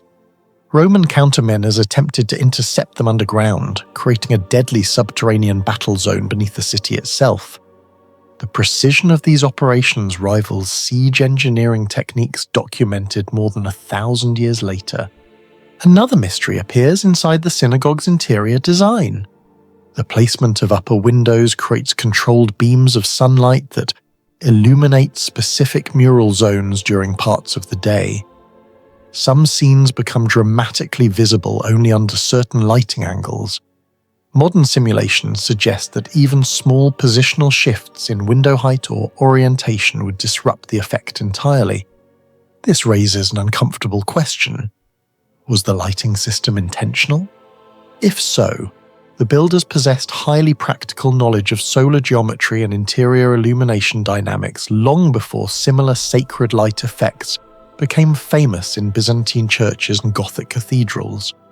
Unlike many Roman buildings focused primarily on open-air illumination, the synagogue manipulated narrow interior lighting for psychological impact. The result would have transformed worship into something immersive and theatrical. Ancient visitors entering the hall may have watched biblical figures emerge from darkness as sunlight moved across the walls. It was architecture designed not merely to shelter people, but to control perception itself. Do you think Europos is simply a case of natural accidental preservation? Or could it have been a place where ancient civilizations intentionally shared advanced technical knowledge? Leave your thoughts in the comments below.